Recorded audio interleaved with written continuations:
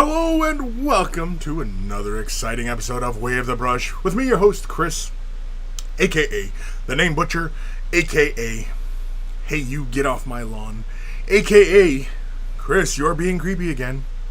Way of the Brush, the most informative 120 minutes on the internet on the wargaming lifestyle. We'll talk about painting, terrain, conversions, and everything under the sun. We usually delve into a lot of painting talk as well as a lot of what's under the sun, meaning no topics are barred. We'll talk about anything and everything. So, first-time viewers, be warned.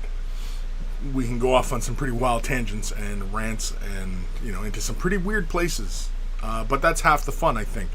And, of course, we aren't all just singularly focused on one aspect of our entire hobby lives. And so, really, this show kind of reflects that in all of us, I think. And of course, if you are brand new to the show or you're not able to attend live by asking your questions in the chat, comments, wherever, you can submit your questions to Kris@wayofthebrush.com. It is in the description below. If you're going to send pictures, send them as attachments in the email. Don't send it off as links to other sites because it's just annoying and there's ads and all sorts of stuff like that. So, as attachments, please. Thank you very much. Also in the description below is a link to wayofthebrush.com. Central hub of all this silliness has links for all the social medias as well as Discord. Join us on Discord. It's a lot of fun. It's a nice little community we built there. And of course, the monkeys are always more than willing to lend their help. And a lot of them are very knowledgeable and always happy to help anybody who's brand new to this and just offer some advice and, anything like that. So it's really fantastic. It's a lot of fun. Join us there. Of course, wayofthebrush.com also has links for t-shirts. Want to get yourself a t-shirt? Look like a connoisseur of all that is good and holy in this world. They're wearing a Way of the Brush t-shirt. And of course, if you purchase yourself a shirt, send a picture of yourself in your shirt tastefully, and I will add it to the Monkey Shrine, which is also at wayofthebrush.com. And of course, wayofthebrush.com also has links for Patreon support. Want to help support the channel? Help me continue to do what I do, which is inform, educate, and entertain. It's really the best way to do it. I'm independent these days, and, it's how I keep this thing going. It's how I keep the lights on and keep the fans running, which you can probably hear in the background, the fan running. It's hot. What can I say? It's summer. It's August in Southern Ontario. I almost said Northern Ontario. Anyway. So Patreon support, huge thank you to all my patrons who currently support. Without your support, these improvements and everything like that, and my ability to continue to do this wouldn't be possible. And so a huge, huge thank you to all the patrons who are supporting. If you're not able to support monetarily, i.e. money, you can help me out tremendously by thumbing up the video, liking, following, subscribing, ringing the bell, and commenting, and all that stuff. That all helps the channel as well, because it basically is it's interactions with the video, and everybody sees what's going on. So huge thank you. Big thank you to Carl, aka Guymere Allfur, aka Beer and Blood Bowl. That's his YouTube channel. Check him out if you love yourself some beer and you love yourself some Blood Bowl. Beer and Blood Bowl is where it's at. Always take the time. Thank Carl, even though he's no longer with us, for taking the time out of his busy day and creating email jingles that play before the email segment of the show. So always much love to Carl. And of course, speaking of love, much love to my baby brother Evan for creating the intro outro music that plays the beginning end of the show. Always much love to my baby bro Evan. And if you're interested in rare comics and such, check out EB Comics. ebcomics.com, I do believe, is the link. I keep mentioning that and I forget to put it in my description. It's not in my description. It should be there, but I keep forgetting. I'm sorry, I'm a bad brother. What can I say? I'm a bad brother. Anywho,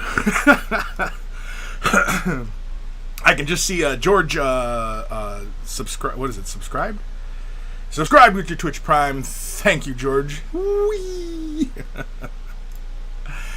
Ebb and Flow, what's up, everybody? Dark Commission, hi, Kris and Monkeys. Goose the Starman Deluxe, hi, Kris and Monkeys. Loving the new Blood Bowl stuff. May have to pick some up. I am digging the new Blood Bowl as well. I like the new orcs, along with the goblins. I do dig the human team. I think I'm probably gonna have to pick up this new box when it comes out. I like the undead. It is too funny, which is pretty standard for Blood Bowl. Blood Bowl is a very light-hearted universe, even though basically Blood Bowl is still the only connection of old fantasy, right? The old Warhammer fantasy. it's the only connection back to that universe because everything's Age of Sigmar now. And it's kind of funny that, Blood Bowl, they haven't creeped the Age of Sigmarness into Blood Bowl, which is interesting, considering that a while back. Now, I don't know if they've done anything with this. I have not really been keeping that close a watch on things, but has Games Workshop done anything as far as Old Worlds? There was going to be some Old Worlds thing coming out, right? That was a while ago they made that announcement. What was it even? Do we even know? Or was it just hype? Was it just more hype? I don't know. But, yeah. Does anybody remember that? It was like months and months ago. I think it was like before all this pandemic stuff. Kevin Cabal, hello, happening hobbyist, and happy weekend. James of Kent, afternoon, Chris. Afternoon, everyone. Afternoon, James. Henry Groves, hey all, hey. Rosara, good afternoon. Good afternoon, Rosara.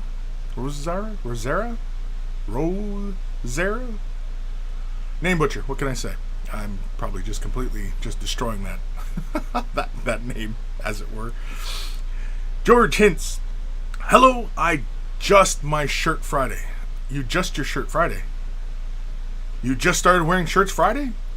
Well, good for you. You've been going topless this whole time, aren't you? Aren't you a bit of a senior type of lad? Now he's going to be writing all sorts of smart-ass comments. He's like, screw you, man. I'm not old. Ah. James Kent, the Blood Bowl community is hating the new stuff. Really? Because change is terrifying. Really? I had no idea. I don't, man, I have my toes in many pools, but I don't follow all the pools that closely. Mainly because I would just be consumed by it all. And I think as a content creator, I have to concentrate more of my energy on creating content rather than, watching the community, as it were. Now, I realize that some content producers, that is what their content is about, the community itself, which, there's nothing wrong with that. And I think they obviously stay more in tune with, the ebb and flow of everything. Myself personally, I mean, realistically, I'm more concerned with answering your questions and providing information for you guys, and being entertaining a little bit. But otherwise, really, my work is mainly about you guys. You guys are my work. And, if it wasn't for you guys, I just wouldn't be doing this, right? I just couldn't be bothered. I've got plenty of projects to do that I wouldn't bother having to film or,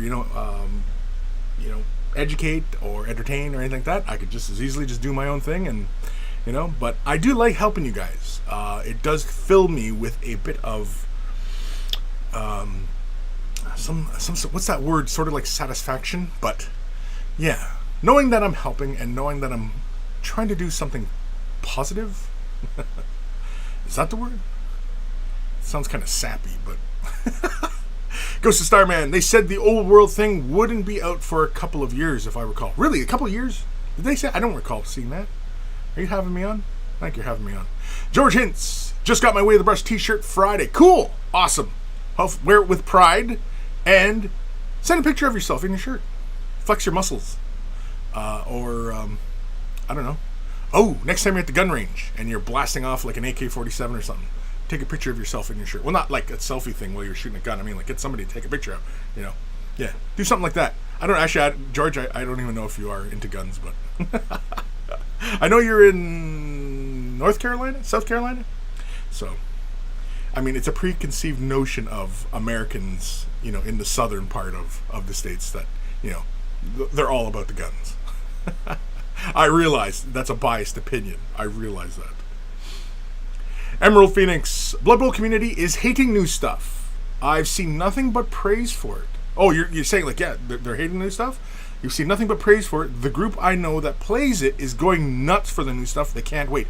No, I think it's fantastic. Like the new humans are hilarious. There's guys out there with great big beer guts, and you know what I mean? Like, oh man, and the new Griff Oberwald. I mean, like, because I've played humans since, what is it, 3rd edition, 2nd edition Blood Bowl? I've played humans, and playing humans in Blood Bowl, as anybody who plays Blood Bowl knows, that they're decent, but it's a challenge.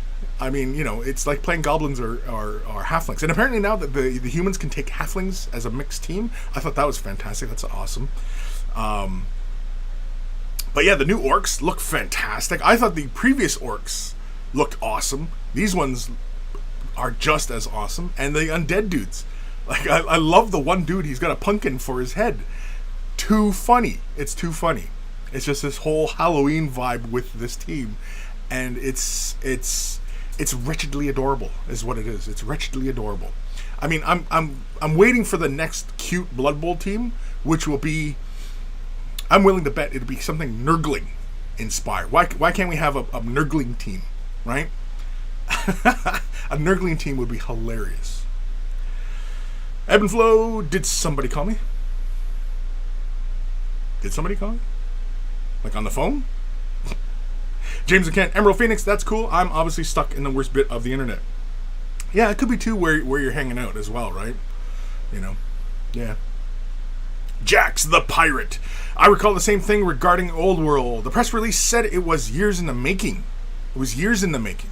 Were they saying, like, because it's taken years, or they're going to take years? I mean, I guess it could be read either way, right? But yeah, because I remember, like, there was a big thing, and they were making a big deal of it. Like, the Old World, it's coming back. Oh, it's the Old World. And then that's it. I don't think there's been even, like, any other teasers for it, right? Mind you, though, that was before this whole pandemic stuff, and maybe the pandemic put a bit of a kibosh on that. I don't know, but what does that mean, kibosh, anyway? Where does it come from? What does it mean? Am I using it correct? I use words I have no idea what they mean.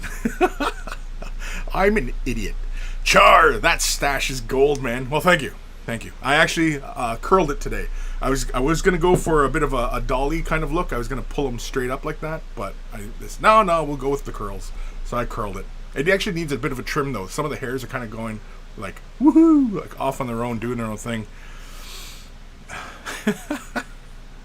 What I'm actually doing, because, like, as some of you may or may not know, I've been talking recently, hinting that I may shave it off, right? And I'm still trying to embrace it. I'm still trying to hang on to it, kind of like that sports jock who just won't let go of the big game kind of thing. I'm in my 40s now, and I'm still wearing my Letterman jacket kind of thing, right? I don't know where I'm going with this analogy, but anyway. So I'm basically going to let all the hair grow from the mustache, because normally it's just on the ends. It's probably only about like a finger's length in that the hairs grow like this, right? Everything else, it still grows, but I'm going to let everything grow so everything can get transferred into the mustache. That's the goal. How long I can stand it, I don't know, because right now, as I eat food, and if I don't have my mustache, styled, the hairs go into my mouth, and I chew on the ends of my hairs, and so it's annoying. It's annoying.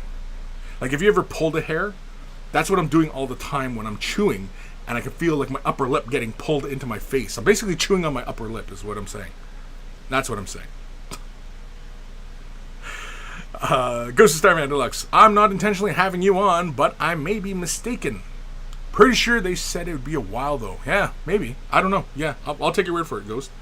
I'll take your word for it. James of Kent. Yep, those new black orcs are great looking. Yeah, they are. They're freaking cool looking. I love that guy with the big kind of jaw thing, and then he's got the big teeth things. Those things, the things with the things, those things. They're all about the things, and those things are, the things. I'm sure so many people are triggered by that right now. It's like, the things? What? Ghost of Starman. My least favorite of the new teams is the Orc team, but they look really cool, though. Yeah, I mean, it's kind of hard to judge, the teams. But since the last edition of Blood Bowl, the sculpts, because the GW has been, making such fantastic sculpts, all the new teams look fantastic, right? Even from the box set to, the dwarves, the elves, everybody. They look fantastic. And this new human team, the nobles, it's just too funny. It's too funny. I see some guys up there, they got big beer guts and everything like that. hilarious. I'm probably, yeah, that's a really definitive sentence, right? Probably going to pick up a human team, though. Or buy the box, and I'll have both teams. One of the two. Rosera. My cat is eyeing the screen, ready to pounce on the fabulous stash. Jax the Pirate. They're going to take years. Yeah, I guess, right? For the old world. I mean, everybody who's been a longtime fan of Games Workshop's, stuff. Yeah, I mean, like, there's so many people who are in love with the old world. And, I mean, I used to play Warhammer Fantasy, not religiously or anything like that. I mean, I didn't get into... I was familiar with Warhammer Fantasy, but I was more of a 40k. I've been playing 40k since Rogue Trader, since the 90s, early 90s. Somewhere around there. Maybe 1990, we'll say. Because it was a year or so afterwards because Space Hulk was my first entry into Games Workshop stuff, and then I discovered Warhammer 40,000 through Space Hulk. That's how it pretty much went. But anyway... I was familiar with Warhammer Fantasy, but the idea of the big blocks of troops and just it didn't really appeal to me. That kind of warfare does not appeal to me. Spaceships and stuff flying around and big explosions and planets being destroyed and aliens all over the place. That's the kind of stuff that intrigues my imagination. So anywho, it wasn't until the box set, which I think it is 5th edition Warhammer Fantasy. That's when I picked up that box set. That was the Bretonnians and Lizardmen. Because I like the Bretonnians. I collected Bretonnians. I still have all my Bretonnians. And I like the Bretonnians because, they're knights, they're chivalrous, and I liked how they were in that lance formation in that edition. They changed the lance formation. I don't know why they changed the lance formation. It just looked cool on the tabletop. But anyway, that was the only reason, really, is because they had that lance formation, and it looked really cool on the tabletop. It looked like, the charging knights, It just looked really cool, and I liked it, And I like knights, and I liked all the colors, I like colors. A lot of people, they're afraid of colors for some strange reason. Afraid of colors must be some sort of racist. Dark Commission. It's 3 or 4 years since I painted my Orc Blood Bowl team, and still never played a single game. I like those new halflings. They may tempt me to paint some mini minis. Yes, the halflings. Halflings are hilarious. And apparently they can be included into the human team now, which is hilarious. And so I'm probably going to have to pick up either the half box of them or the full box. Because I'm pretty sure that you can pick them up. Because I know for Blitz Bowl, you can pick them up in a half team. Blitz Bowl is basically like half of Blood Bowl kind of thing. Henry Groves, a Slanesh team, they would always win for reasons. Would they? And I don't think, if you're gonna do emotes for boobs, if you're talking about Slanesh, you can only do one boob or boob on top of boob, right? Because I don't think there's ever an instance where boobs are beside each other. They're always stacked, right? Like if you think of the Fiend, and it's just a row of boobs down one side of them, So, yeah. Semantics. Ghost of Starman. They have done a couple teasers for the old world. The one I remember was about the guys from the Cold Lands. Kislev, I think. Not expect an old world lore. Or not an expert in old world lore. Yeah, it might have been a bit before your time, Ghost. I'm not saying that you're young or anything. Or a kid. I'm just saying you're a kid.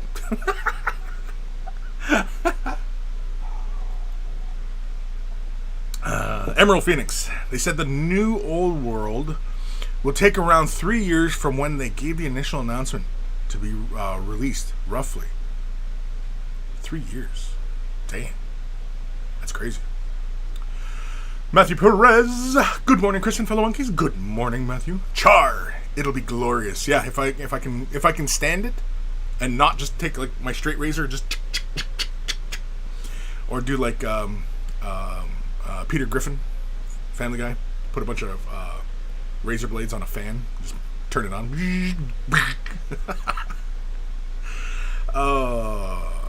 James Kent, episode 308. Those things are things. Those things are things, right? Lucky 7. I don't think I've read that name before. Lucky 7. Welcome, Lucky 7. Who are the top 3 painters of all time in terms of precision detail painting? That's a tough one. I mean, you obviously set the metric there for precision detail painting, right? Who are the top 3?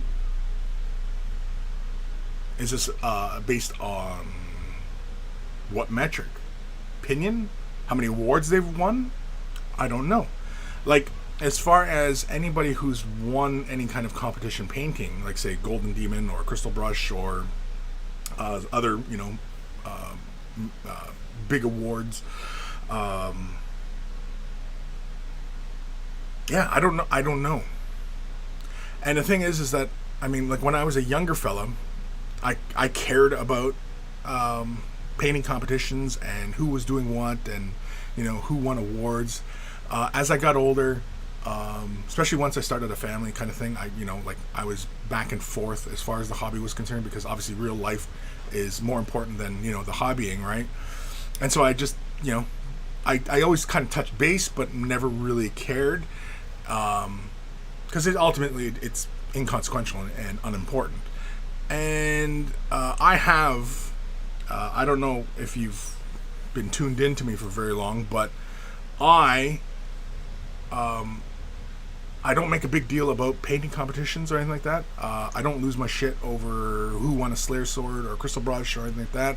Although Crystal Brush is a nice one, because there was a cash prize involved with that, which, something tangible, cash prize. It's kind of like Nobel Prize. You think, oh, because he's really smart, and he gets $1 million. And the Crystal Brush, at least it was a tangible reward that you could, do anything with, so to speak. Whereas the Slayer sword, well, it's just a sword. If I really want a fancy sword, I can go buy a sword. I can go make a sword, right? I can cosplay a sword up, right? So it's just a sword.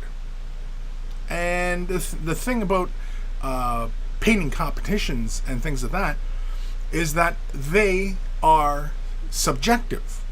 They're completely subjective, and it's entirely based upon the judges and what the judges look for. And there's no fixed criteria for what determines a good painter. It's the same problem within art competitions. If you've gone to the painting on canvas and sculpture and stuff like that, and it's a competition, they're ridiculous and they're meaningless because it's completely subjective. There's no metric what determines year to year, as far as consistency is concerned, what is a good paint job.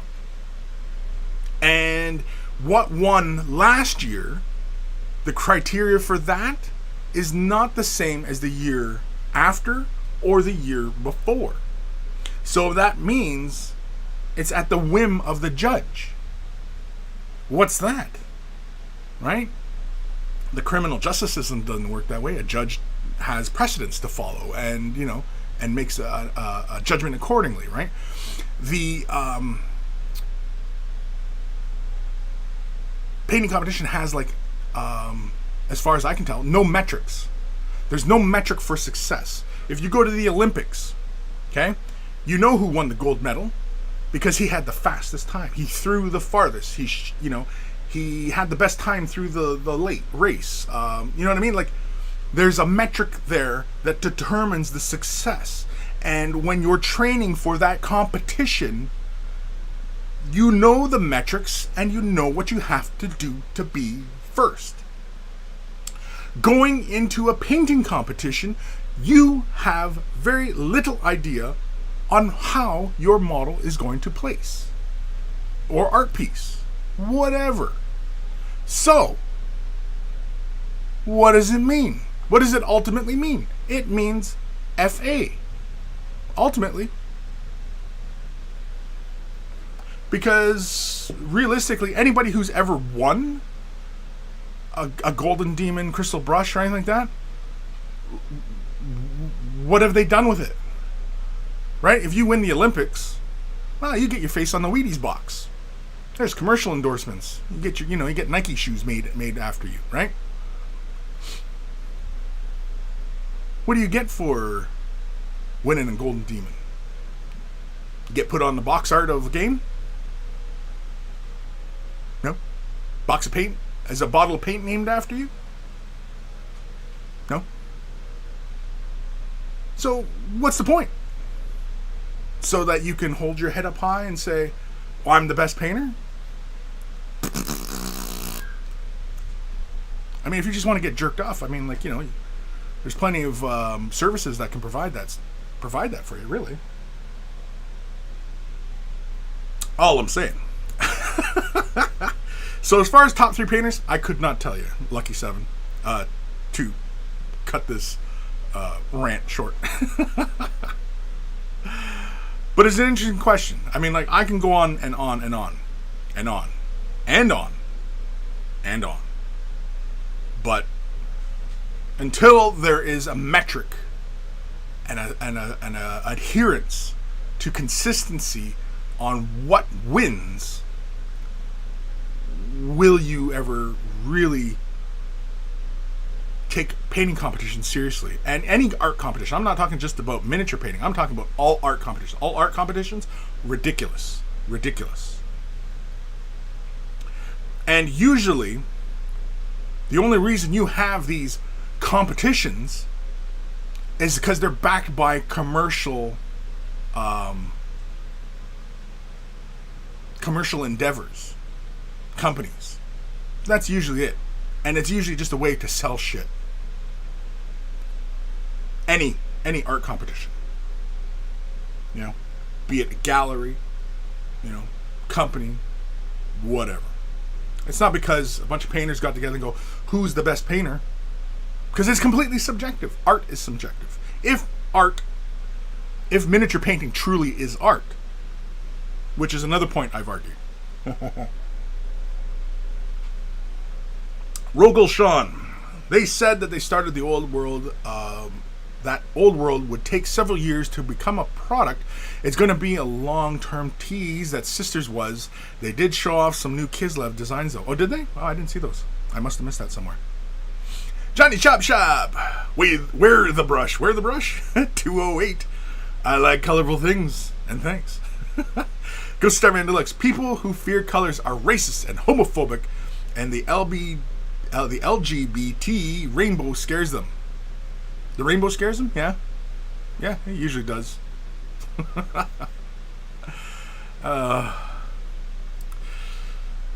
Dark Commission episode 2. Why does everybody say it's 208? It's 308. It's 300, man. We just had the 300 episode like weeks ago. God dang it. Stack the rack. It sounds like some sort of energy drink, like a slogan for an energy drink. Stack the rack. Go Starman. Yeah, Age of Sigmar wasn't long after I got into the hobby. Right. Cut King 555, Way the Brush, episode 308. I have a Cold War with my basement fan. I have a Cold War. That was kind of highbrow, I think. Might have went over my head. Dr. Santos, I have arrived. Rejoice, monkeys. How's it going? I'm painting my Indominus Marine at the moment. So much red and black. Cool. David Brunfeld, Kris, and Kris is the list. Kris is the list? Okay. Rosera, beauty is in the eye of the beer holder. Yeah, it is, actually. That's why they call them beer goggles. Hail Bop. Yeah, I agree. Olympics and other sports-related competitions have a metric. Art competitions don't. Exactly. And I think really what the big thing is and if anybody out there who is in a position to make this decision and change this, and is we need to take the idea of competition out of this, because it's not a competition, right? If anything, it should not be called the Golden Demon competition. I don't even know if that's even what it's called, but it's not a painting competition. It's a painting showcase. It's a gallery, right? And the person who wins the sword, or gold demon, or silver demon, or bronze demon, they shouldn't be gold for like first or anything like that. They should just be like for the Slayer sword, it should be best of show. So it always should be just best of show. It should be just a showcase, and it's best of show. They typically should follow judges and public opinion. kind of like how Crystal Brush, but I kind of dug how Crystal Brush did it, but I didn't really care for the online component. I think everybody who attends and looks at the piece with their eyeballs and submits a vote for pieces, of course they're all anonymous, so you know there's no biases, because there's people on the internet, right? If you open it up to internet, then people who have a bigger internet following can, you know, can obviously swing votes, right?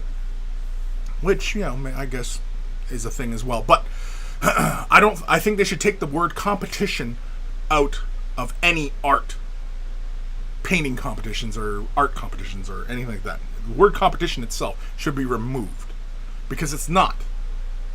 Because it's not a competition. It's not like a boxing match. It's not like MMA.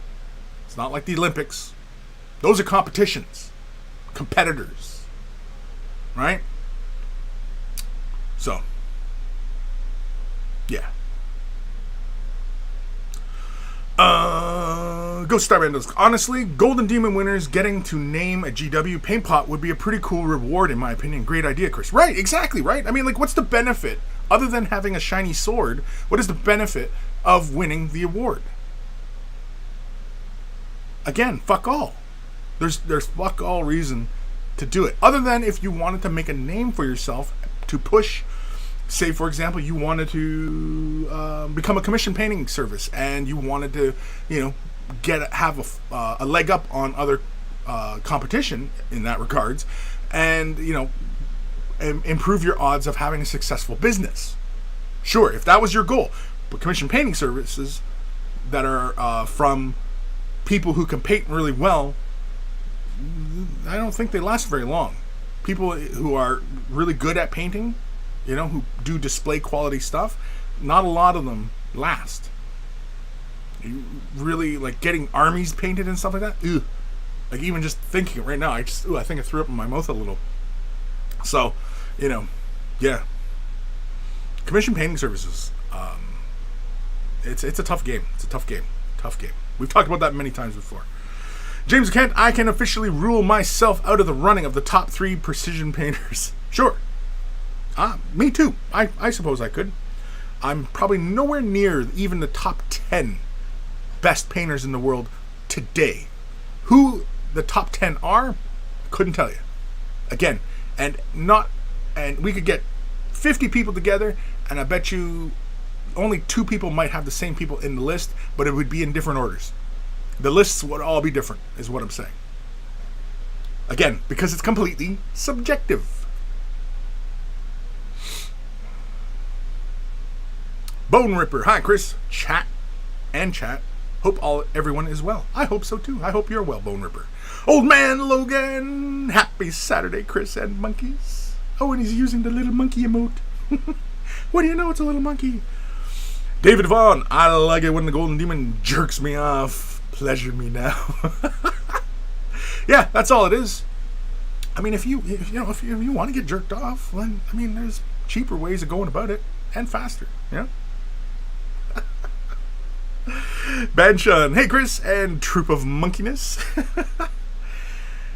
Verminac Dude. Hey, Chris. Spelled my name wrong. Awesome vids, man. Love the Necron. Done in Pink Lightning. Pink Lightning?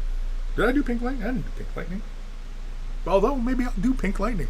Now that you mention it, I might do Pink Lightning. I've been working on, well, I just did on Twitch yesterday. I was working on the Overlord. And I did, on the live stream yesterday, I did the power cable. What else did I do? Oh, the eyeballs and the ribs. I'm working on the Overlord right now.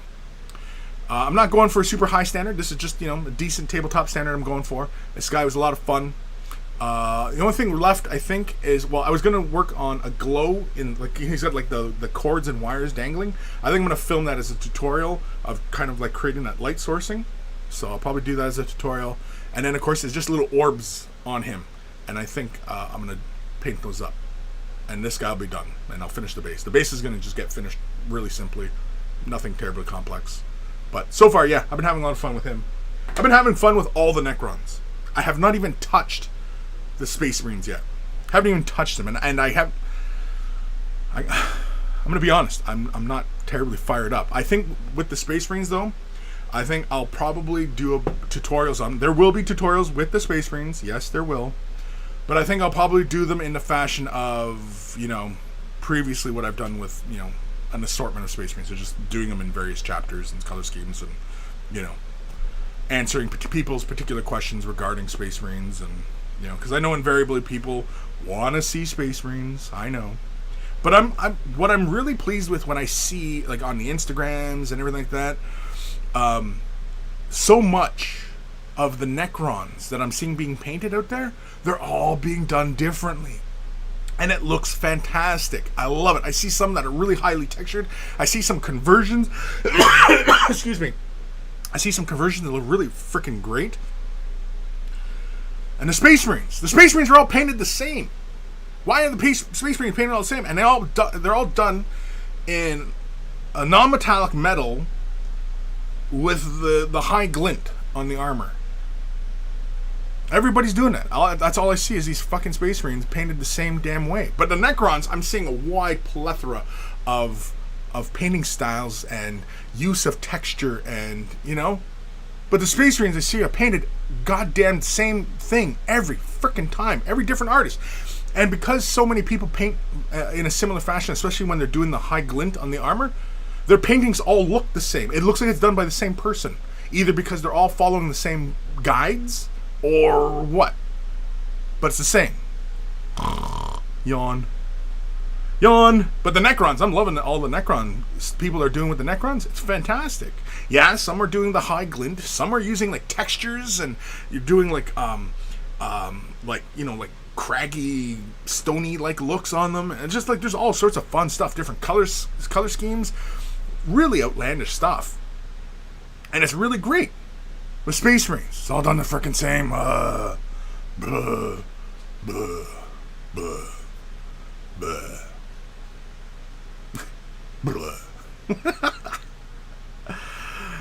Oh, man. Sophie, wow. Hey, monkeys. Hey, Kris. Cuddles. Halo Bob, Golden Demon is marketed as a competition. It is. They're all marketed as competitions, but they really shouldn't be. Golden Demon, any of these miniature painting competitions, they shouldn't be marketed as competitions because they're not. They're not competitions. There's no competitors. Because what are the metrics for success for a competitor? Because they're all competing towards the same goal. Right? And even some painters have relationships with the judges. Does that skew opinions? Because again, that's all it is. The judgment is just based upon the judge's opinion.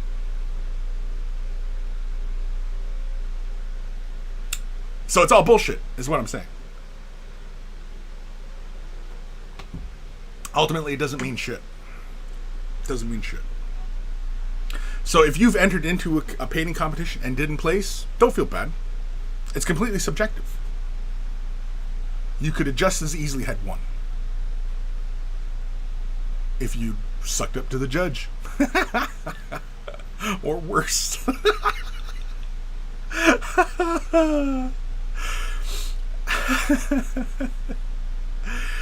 Verminac, dude, I have a Nurgle army and want to do my Necrons like their world is Nurgified. Could you do a vid on that? I could. Am I? I don't know. I could. I have a whole bunch of Necrons. Like, I have, I think 2,000-3,000 points worth of Necrons that are just sitting on sprue. They're the old Necrons.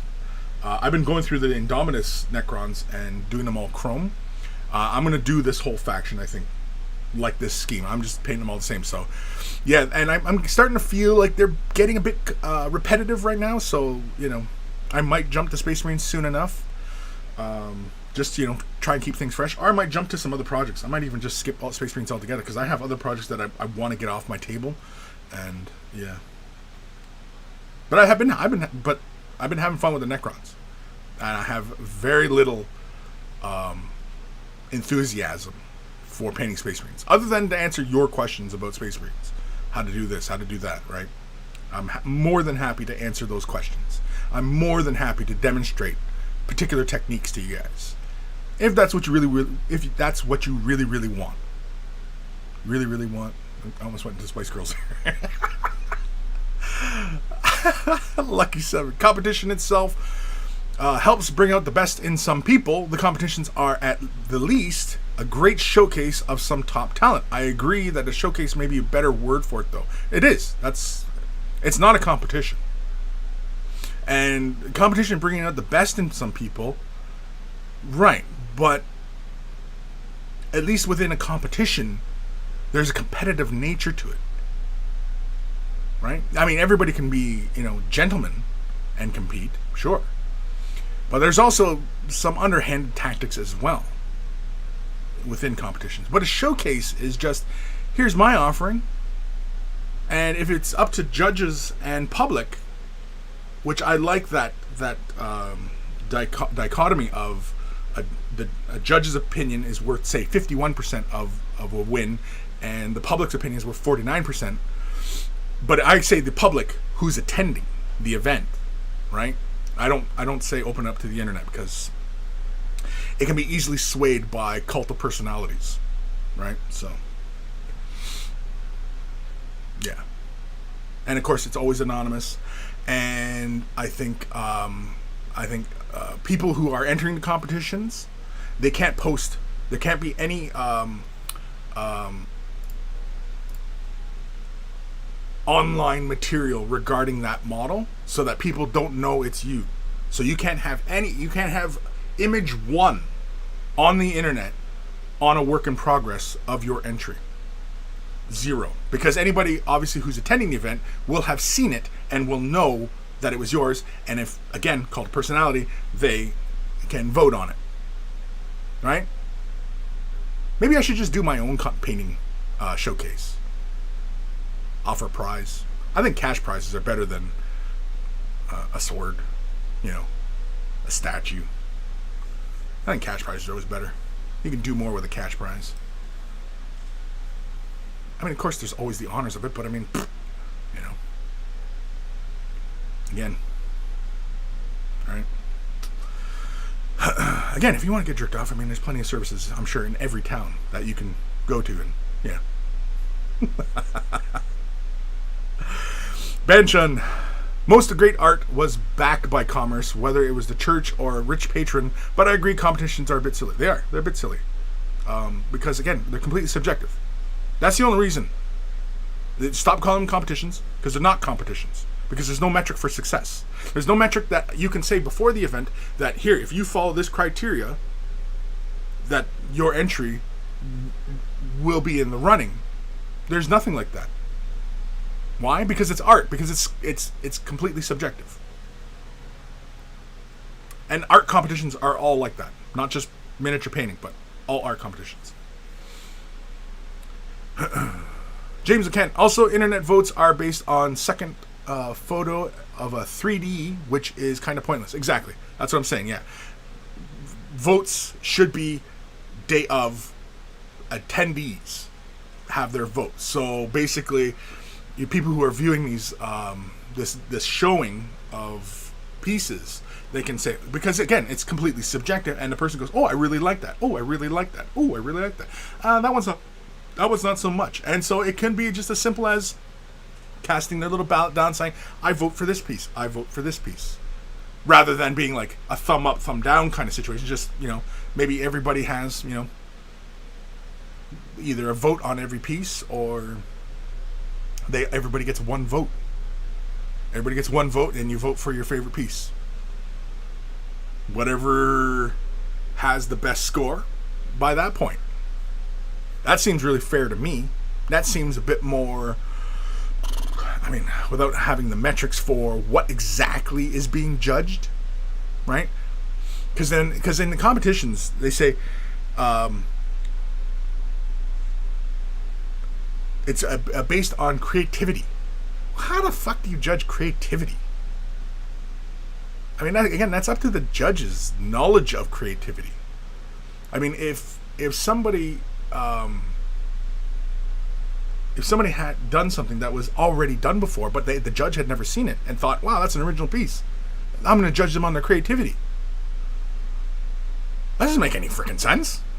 It was already done. It was already done. Right? So, it's ridiculous. It's all ridiculous. That's all I'm saying. Matthew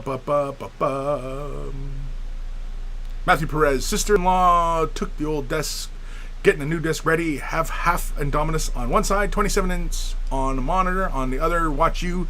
Much better setup with the new desk. Awesome. Well, I'm glad you're having fun. Dark Commission, welcome to this year's totally judgmental subjective art appreciation event with Kevitz, and prizes. Veramac Dude, Overlord looking pretty sweet. Yeah, it's fun. I'm having fun with it. I mean, it's not like I'm not going crazy on details or anything like that, but I'm just having fun with it. And yeah. Aaron Siege, Pink Lightning sounds like the name of an angry female heavy metal band from the 87. Yeah, sure. Banshun, Brent at Goobertown did an interesting video this week with a nice set of Necron paint ideas. Okay. Matthew Perez, only primed entire box, but already invested in Death Marks and Illuminor Zeras primed. Gotta wait for green stuff to fix shoulder pads on the Death Marks prior to prime. Excited for Necrons. Cool. Soapy Wow, Way of the Brush, episode 308. Chris is bored with Space Marines. I am kind of bored with Space Marines. To be honest, you're mostly right there, Sophie. You're mostly right. You're like, well, when I say mostly, I mean like 99%. Ghost of Starman Deluxe. Basically, Chris is saying, if you won painting competition, fuck you. No, not at all. Not at all. No disrespect to any painters who's previously won awards, but ultimately, where are a lot of them now? Right? If you go to the Golden Demon, which is a really fun site where it has all the previous Golden Demons from from England, France, USA, Canada, like all the previous Golden Demons. Okay, look at all those names, and you'll see very few people compete twice, or even twice over 2 or 3 years. Very few. It's a handful of people. So what happens? What happens is these people who win awards, they just go away? Or ultimately, do they realize the entirely subjective and pointless nature of this competition?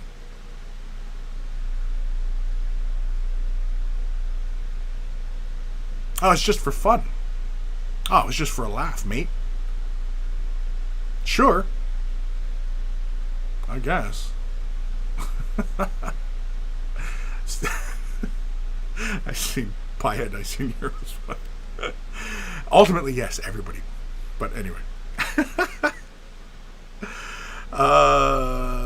Sophie Wild, I just paint for fun, only tabletop standard skill for me. Sure, but and there's absolutely nothing wrong with wanting to improve and being inspired by artists who have won the Slayer Sword and won the Crystal Brush and won these other awards. There's absolutely nothing wrong with that, and wanting to emulate their style. There's nothing wrong with that.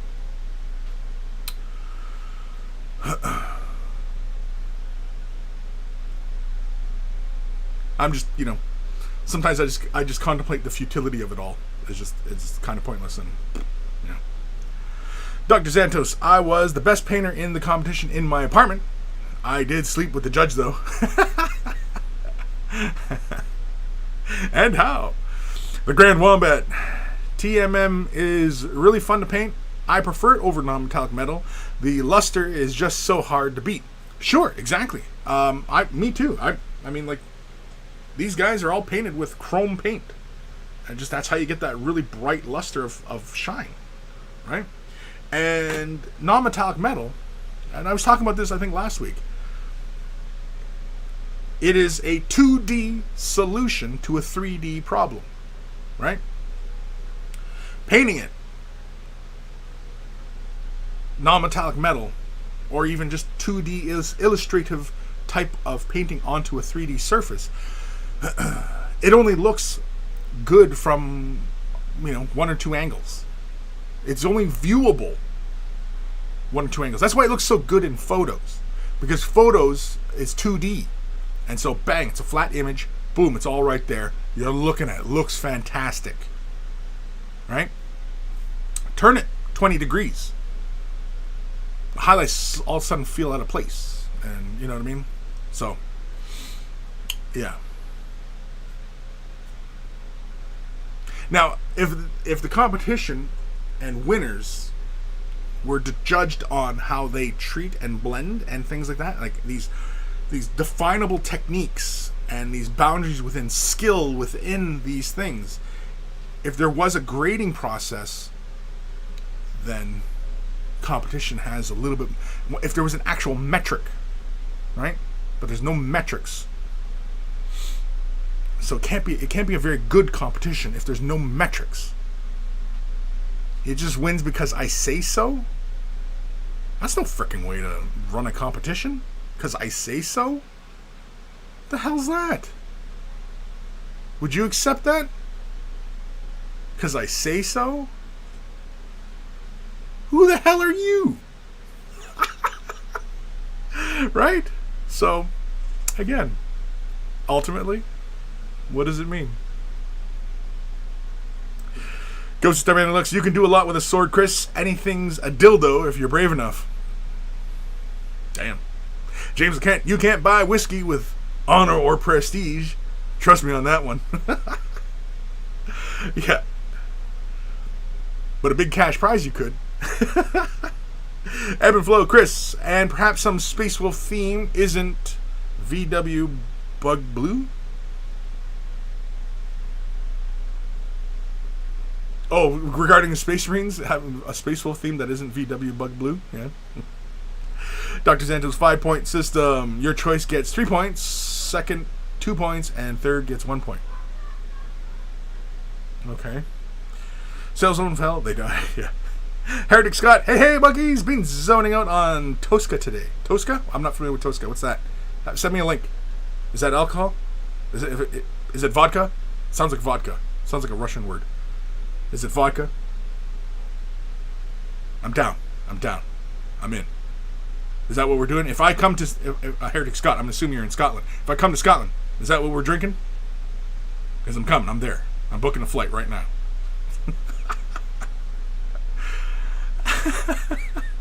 I'm doing it right now. Expedia, here I come. I don't even type like that. I type like this. This is just for like theatrics. Because I can't type. I just do. Anyway. Salesman from Hell, they say, oh, this is my peak. It's all downhill from here. Yeah, if winning a golden demon and you think everything's downhill from there, then your goals in life were not set very high. And I feel bad for somebody like that. I feel very bad. And if that's I realize you're making a joke, but if that were true, I would feel very bad for those people. Dr. Xantos, or someone is hunting them and abducting them to harvest their artistic skill. Jeez. Where the hell did we go with that? Saleswoman from Hell. I think it's technically it's impressive, but makes no sense in my brain. It's a 3D object already. Right, like it's more akin to a transfer, a decal, right? Doing like non-metallic metal on a surface and applying the false light sourcing, right? Because it's a sculpture. It's a sculpture. We're dealing with sculptures. It's a 3D surface. The sculptor who created it, the actual artist, they made it so that it looked good from many angles. And then we as painters think we're really clever by applying a 2D effect onto a 3D surface that only looks good from a few angles. We've limited the experience, and that is art. We've limited the viewing enjoyment,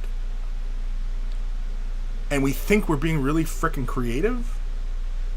Does that make sense? That doesn't make sense to me. I mean, non-metallic metal was interesting. The first couple people who did it and did it well, bravo. But that's it. Since then, which was many, many years ago, since then, it's been done. It's been done. It's been done. Right? It's been done.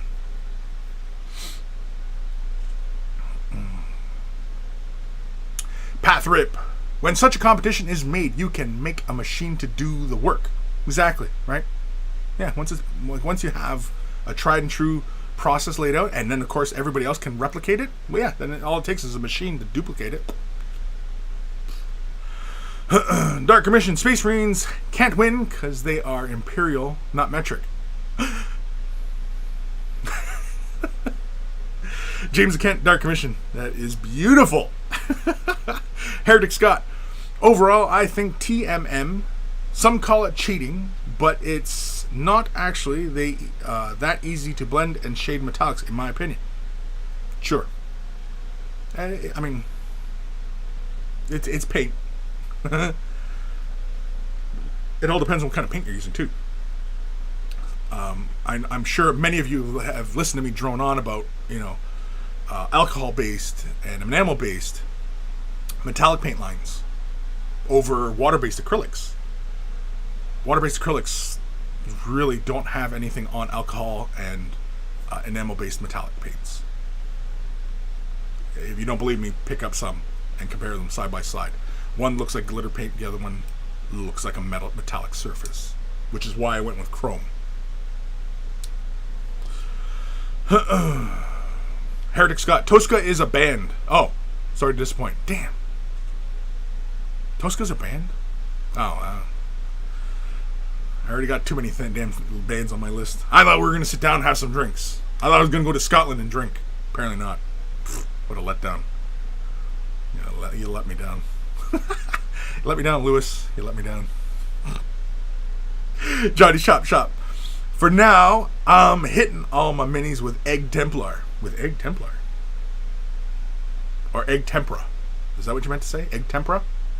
Yeah, you could use Egg Tempera.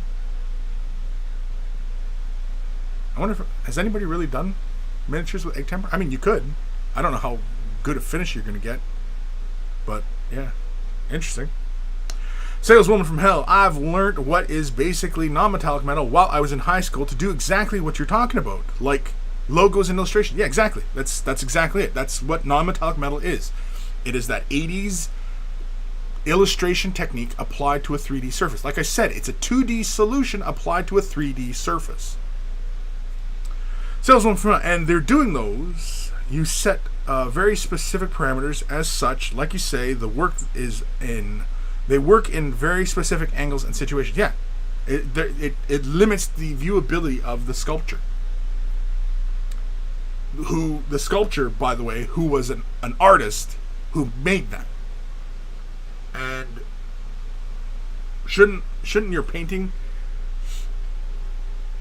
improve upon somebody else's work? If you're imagining, okay, the person who sculpted those minis, imagine it's a collaborative effort. Here we go. Imagine it's a collaborative effort, and you're painting that model to enhance it, to bring and add to the message on what that piece of art was. If we're going to get really artsy about all this. Again, I flip-flop back and forth between miniature painting's not an art and miniature painting is an art. And depending on what mood I'm in, is really where it goes for me. I flip a coin. So anyway, think of when you're painting a miniature, think of it like a collaborative effort between you and that sculptor. If we want to get all artsy fartsy about it, think of it in those terms. It's a collaborative effort. That sculptor, that artist who sculpted this, or team of sculptors, whatever, this guy was meant to be viewed at various angles. Like, when I'm looking down at the model, I can see all the details, and I see perspective, and I can imagine it walking around. When I look upwards at the model, I can see the power and, you know what I mean, and the intensity of the character, and it's just the horror of this thing. I can view this from many angles, and infer many different ideas from its composition. So as a painter, I want to add to that. Now, I'm not saying non-metallic metal is bad. I'm just saying that since non-metallic metal won in a competition many years ago, it seems like it's it's always placed, and that's why everybody seems to go bananas for it, because the perception is that to do it, it is going to win you awards, right? And for whatever reason, people want to win awards for something completely subjective that there's no actual metric to. Like if I went to the Olympics and ran in the 100-meter dash and I had the fastest time, I'm the gold medalist. I'm the fastest man alive.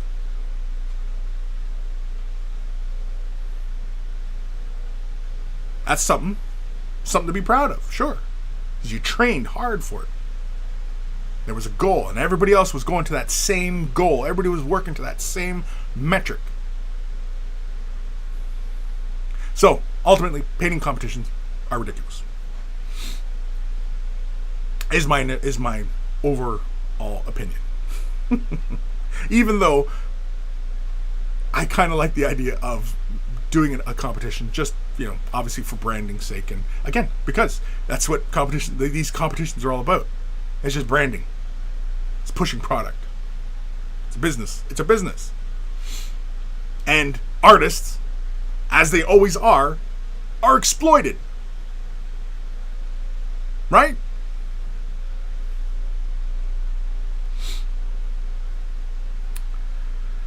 Matthew Perez, like Tony Hawk, pulling off the first 900 and 1080s soon after everyone started getting to that level on the pro side.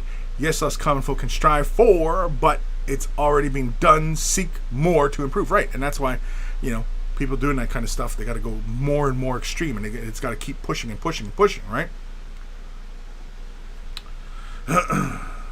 Dark Commission. Van Dyke's portrait of Charles the First in armor is fantastic and shows that non-metallic metal is definitely no new thing. Well, no. I mean, it's painted to that level. And I'm seeing some artists out there right now painting miniatures where there's the ambient light sourcing and the environmental reflections on the armor. But typically, non-metallic metal gets painted like 80s logos, right? Think of like Metallica's logo from back way in the 80s. That's the very common non-metallic metal style you see. It's very common.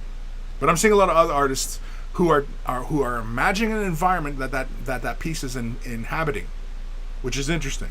And of course it creates all sorts of weird looking reflections, but when you think of that piece as being taken out of that environment, then it becomes very interesting. And it's very interesting. And I like it.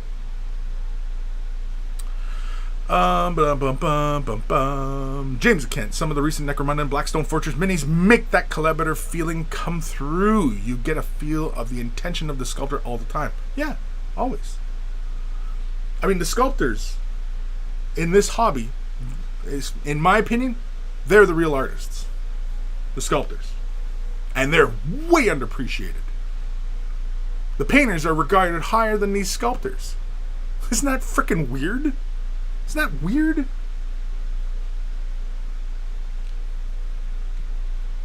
Anyway. Rogelshawn. Non-metallic metal has become more of a highbrow fad for an effect that has been used for hundreds of years. Sure. Is it still a fad? I guess. I don't know. That's debatable as well. Because it's been around for many years, but it seems like everybody who's, placing in awards and stuff like that, they have non-metallic metal going on their models. Like, that is what the standard is on a miniature, is doing non-metallic metal, right? That shouldn't be the case, right? Because non-metallic metal is emulating real world. So is the goal within these painting competitions to emulate the real world? Is that the goal? So you're not being judged on creativity? Because being creative means that colors can be perceived in many ways. Blends, whatever's, texture. But if it's something that's realistic, well, it's only going to be painted. A helmet is only going to, like a piece of metal, is only going to get painted a few different ways. Something that's copper is only going to be painted a few different ways, right? Skin is only going to be painted a few hundred ways, but you know what I mean? Like, So is the goal to be realistic?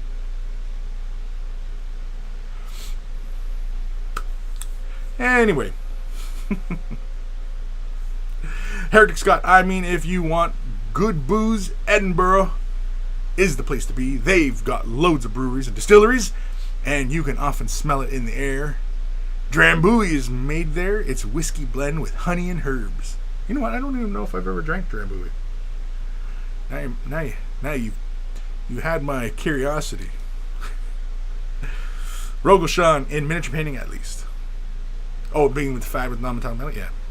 Aaron Seach, I never cared for the non-metallic metal look. For me, it's just never really looked right. When you talk about a 2D effect on a 3D object, I always liked the comic book style. That's another one that is a 2D solution to a 3D problem. But again, I see like a lot of Gundams, and they're painted like they look like from the anime.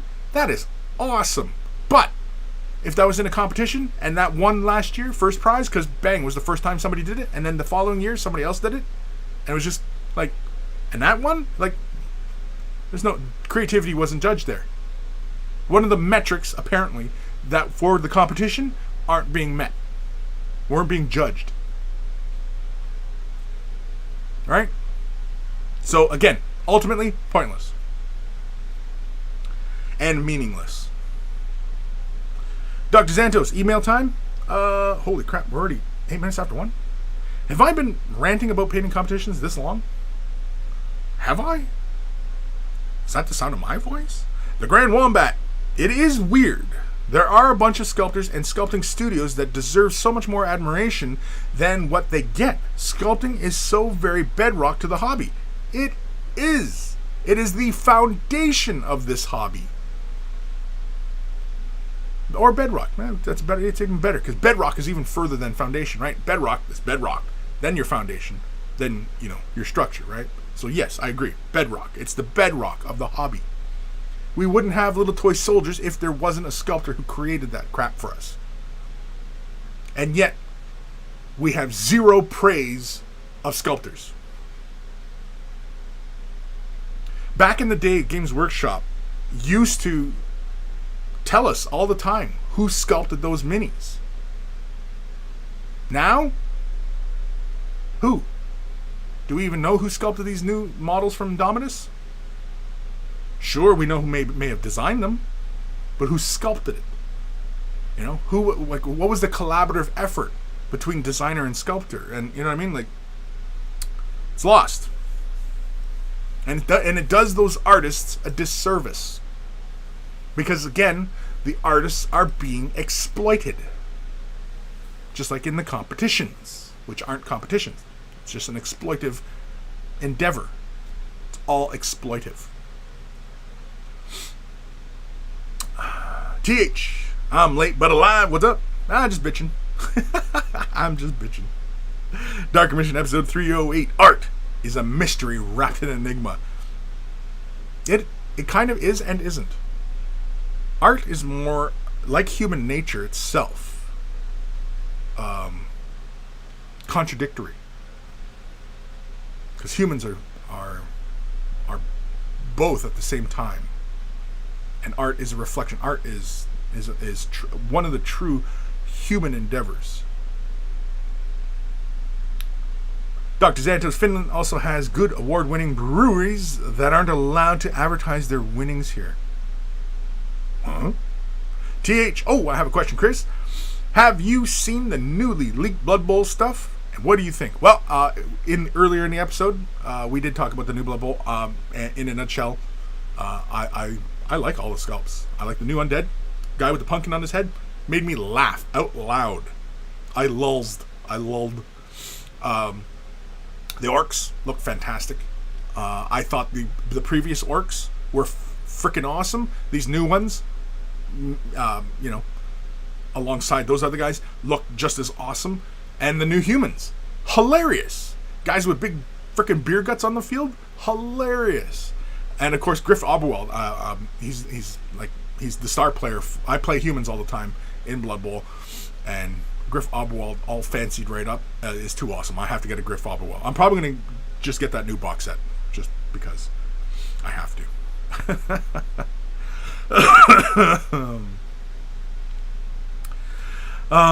Saleswoman from hell. It is it deemed less value because it's done on computer? Possibly. Possibly. It's like digital artists today, right? So much of digital art now, I know Piehead, you might even take exception to this, but it all looks the same to me. Rather than when I see somebody actually working in watercolors or acrylics or oils and actually producing something physical, when I look at the art styles of digital artists, because everybody's using the same tools and using the same techniques to create, I see it a lot in artwork that's geared towards children, like in kids' art books. I see it a lot in these.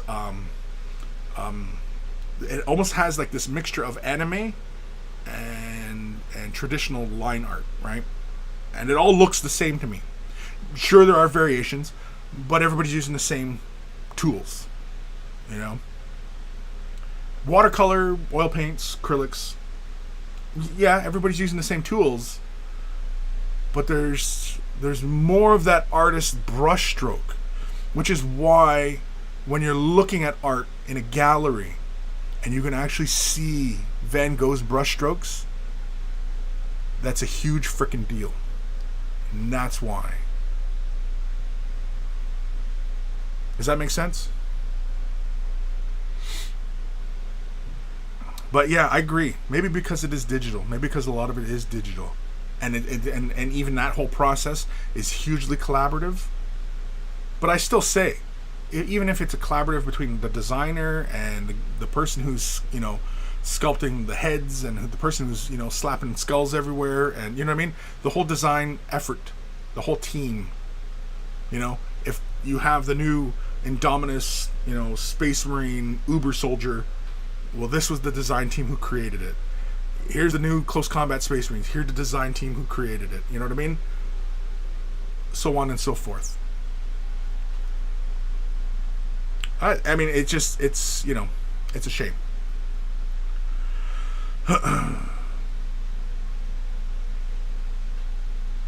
Where the hell am I?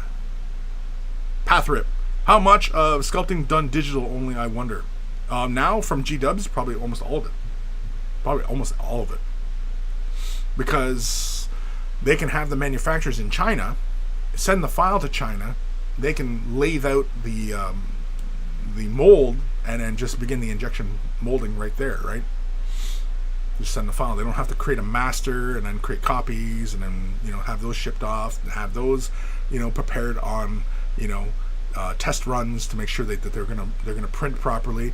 No, they can do it all within the computer, run simulations to see how well it's gonna inject and everything like that, and then once it gets through those phases, the file gets sent, bang, it's done, right? Herrick Scott. Darren Latham sculpted one of the new Skitarii units, but I only knew that from viewing his Instagram. It's a shame, right? Like the box should have like the sculptor, like here, Forge World might, because I have this guy. I bought this guy. I haven't even put him together yet. The Eightfold Harvest Lord from Necromunda. He's the character for the dudes. But is there anything on here that who this was sculpted by? No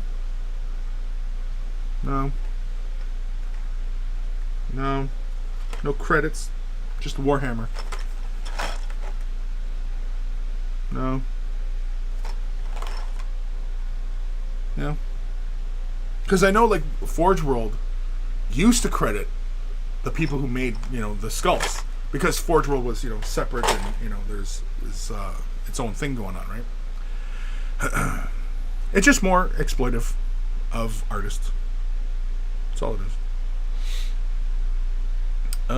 Saleswoman from hell. From the 3D print lines I can see on the GW minis on their site, I assume entirely. Yeah, because you can see that it looks like they're printing up masters, and the masters are getting painted for the box art and stuff. Yeah. Dark Commission. Since I switched to larger projects, I have been continuously amazed by all the talented sculptors out there. Humbling. Yeah, definitely. There's a lot. Like Buddy, who sculpted the Cthulhu. That guy, go buy his work. Support him. He's small, I think it's all done out of his garage. I don't think, he has big commercial ties or anything. But he produces such fantastic and original pieces. And yeah, there's a bunch of his like busts and stuff that I want to pick up because they look really cool. I just haven't gotten around to it. Saleswoman from hell. They would be insane not to go 100% digital. Right, exactly. But just because for infrastructure, right? It's just so easy. I was talking about digital sculptors. All those easy to build minis would not exist if they didn't go digital. Exactly. Right. And they wouldn't be able to produce the rate at which they've been producing either if they didn't go digital. Dark Commission. I can't sculpt or draw, so I'll have to stick with coloring in. Sure. Yeah. I mean, there's nothing wrong with it. But, Lars Sorensen, ain't the models made in Nottingham? Well, the designs, but I don't know if the masters, the injection molding facilities, I don't know if those are in Nottingham. Are they in the UK? I don't know. I don't know what the infrastructure for Games Workshop is. I'm not privy to that. Saleswoman from hell, I think the terrains are injected in China from memory, but the minis, like the figures, done in the UK. Oh yeah? Okay. Sure. I have no idea. I'm not in on the infrastructure and how the nuts and bolts of how Games Workshop runs.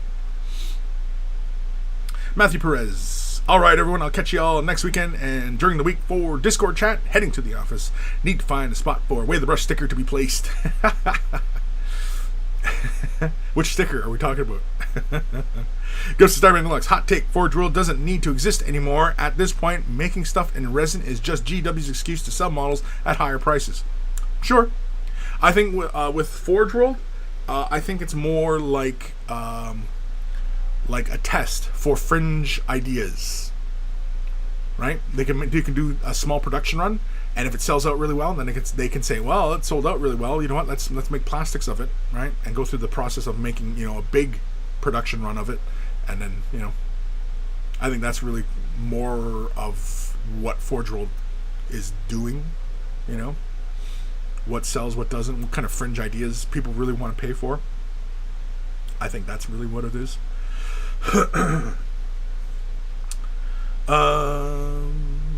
Jax the Pirate. The lack of artist credit sounds like a corporate mindset. They want the credit to go to the brand name and not a person. You're right, man.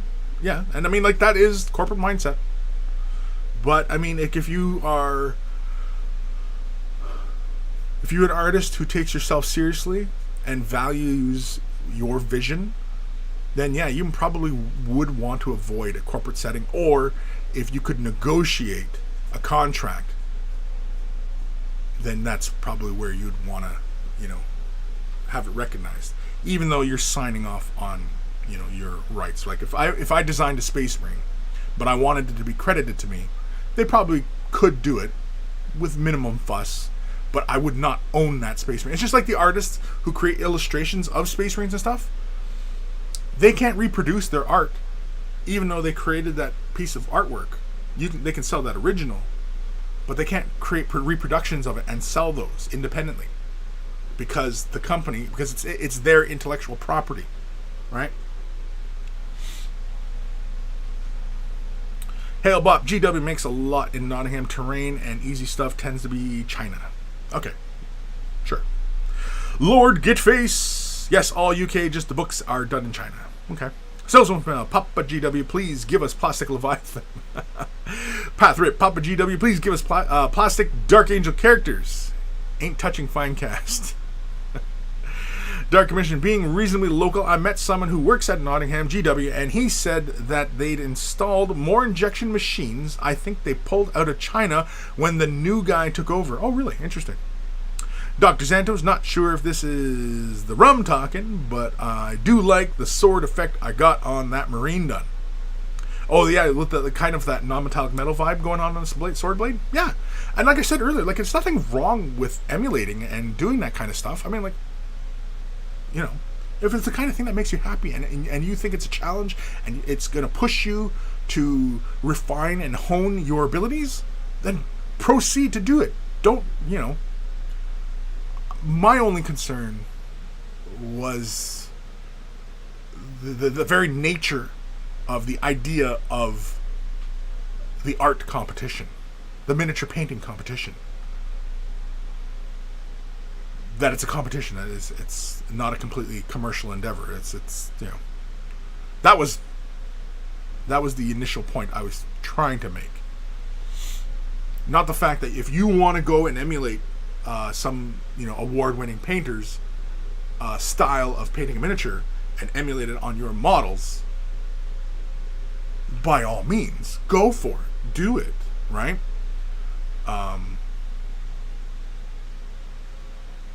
Because again, I mean, it's encouraging you to learn and push yourself beyond what you previously thought you could accomplish. That is good. That is good. Dark Mission episode 308. Let the rum talk. It's been a dull week. You know what, Dark? Yeah, we'll run with that one. I like that. It might be the rum talking. Could be the rum talking. I don't know. There we go. And let's head over here. I could do this from the other program. I never use it in this regard. I don't know why. I just like making life difficult for myself, I guess. Alrighty. You know what? The time is 1:23. And on that note, it's time for an email. If you're wearing headphones, turn them up or down, because here it comes. Email time. It's email time.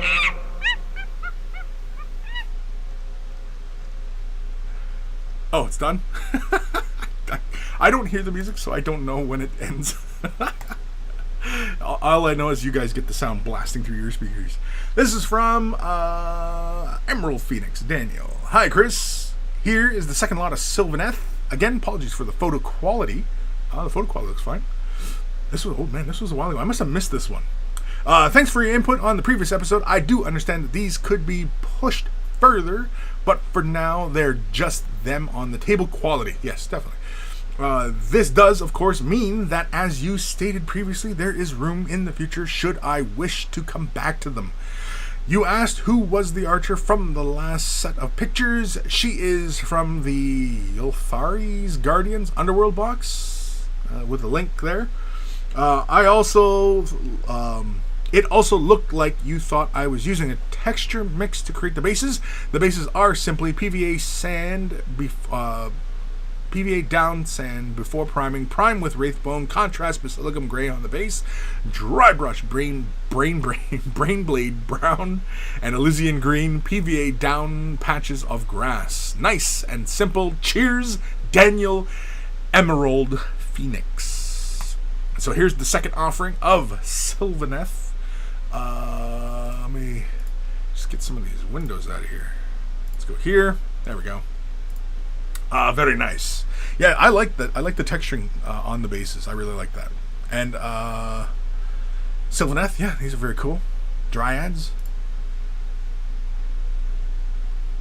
I like the color. I like your blend of green in the limbs. Big scary worm of some sort. But again, though, I really like the bases.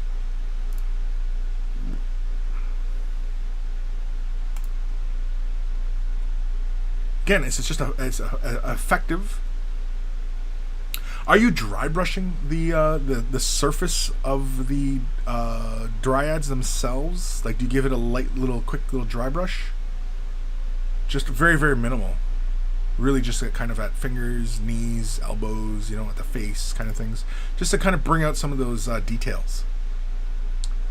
Very light dry brush. I'm talking like almost no paint on the brush. But I like the color transitions, Oh, look at this. Oh, I like the wings. I like how you created that little transition there. It looks like what is ethereal blue and then or ethematic blue. And then Talisar blue, is that what it is? With a quick blend?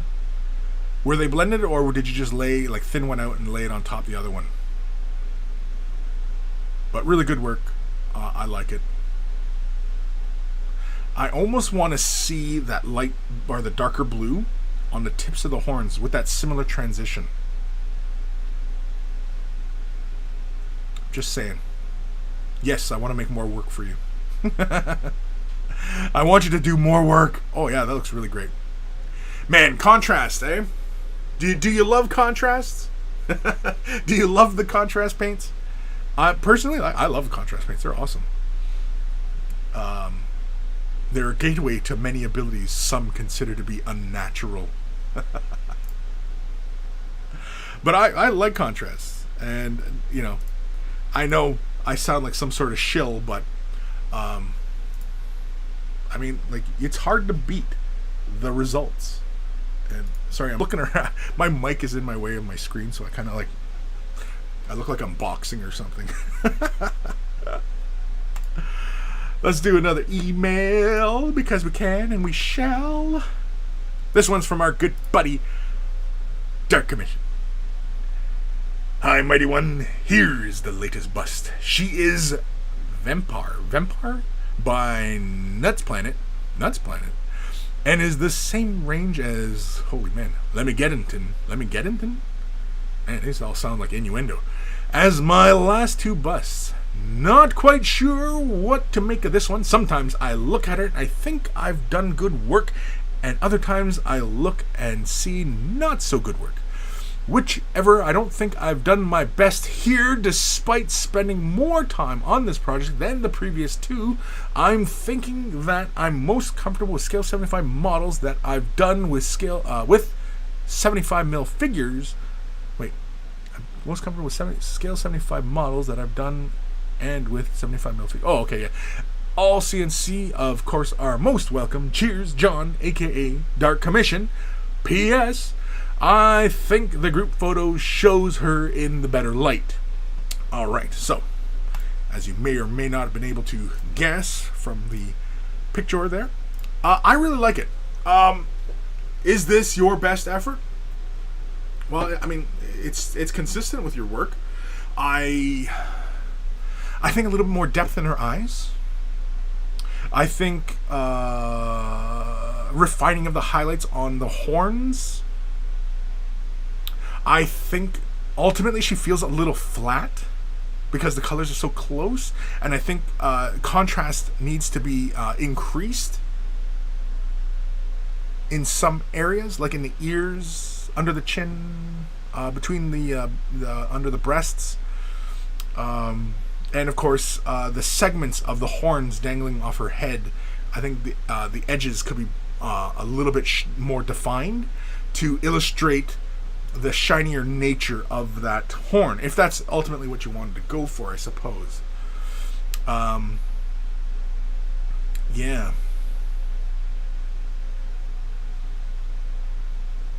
But ultimately, I mean, it's your opinion whether or not this is your best effort. I think the colors work really well. I think the eyes, you could have went for color, like a light blue or a light green. So immediately the eye goes to it, right? Obviously the eyes go to the face regardless. But yeah, if you just threw that little splash of color in there of another color, like a complementary or, something else.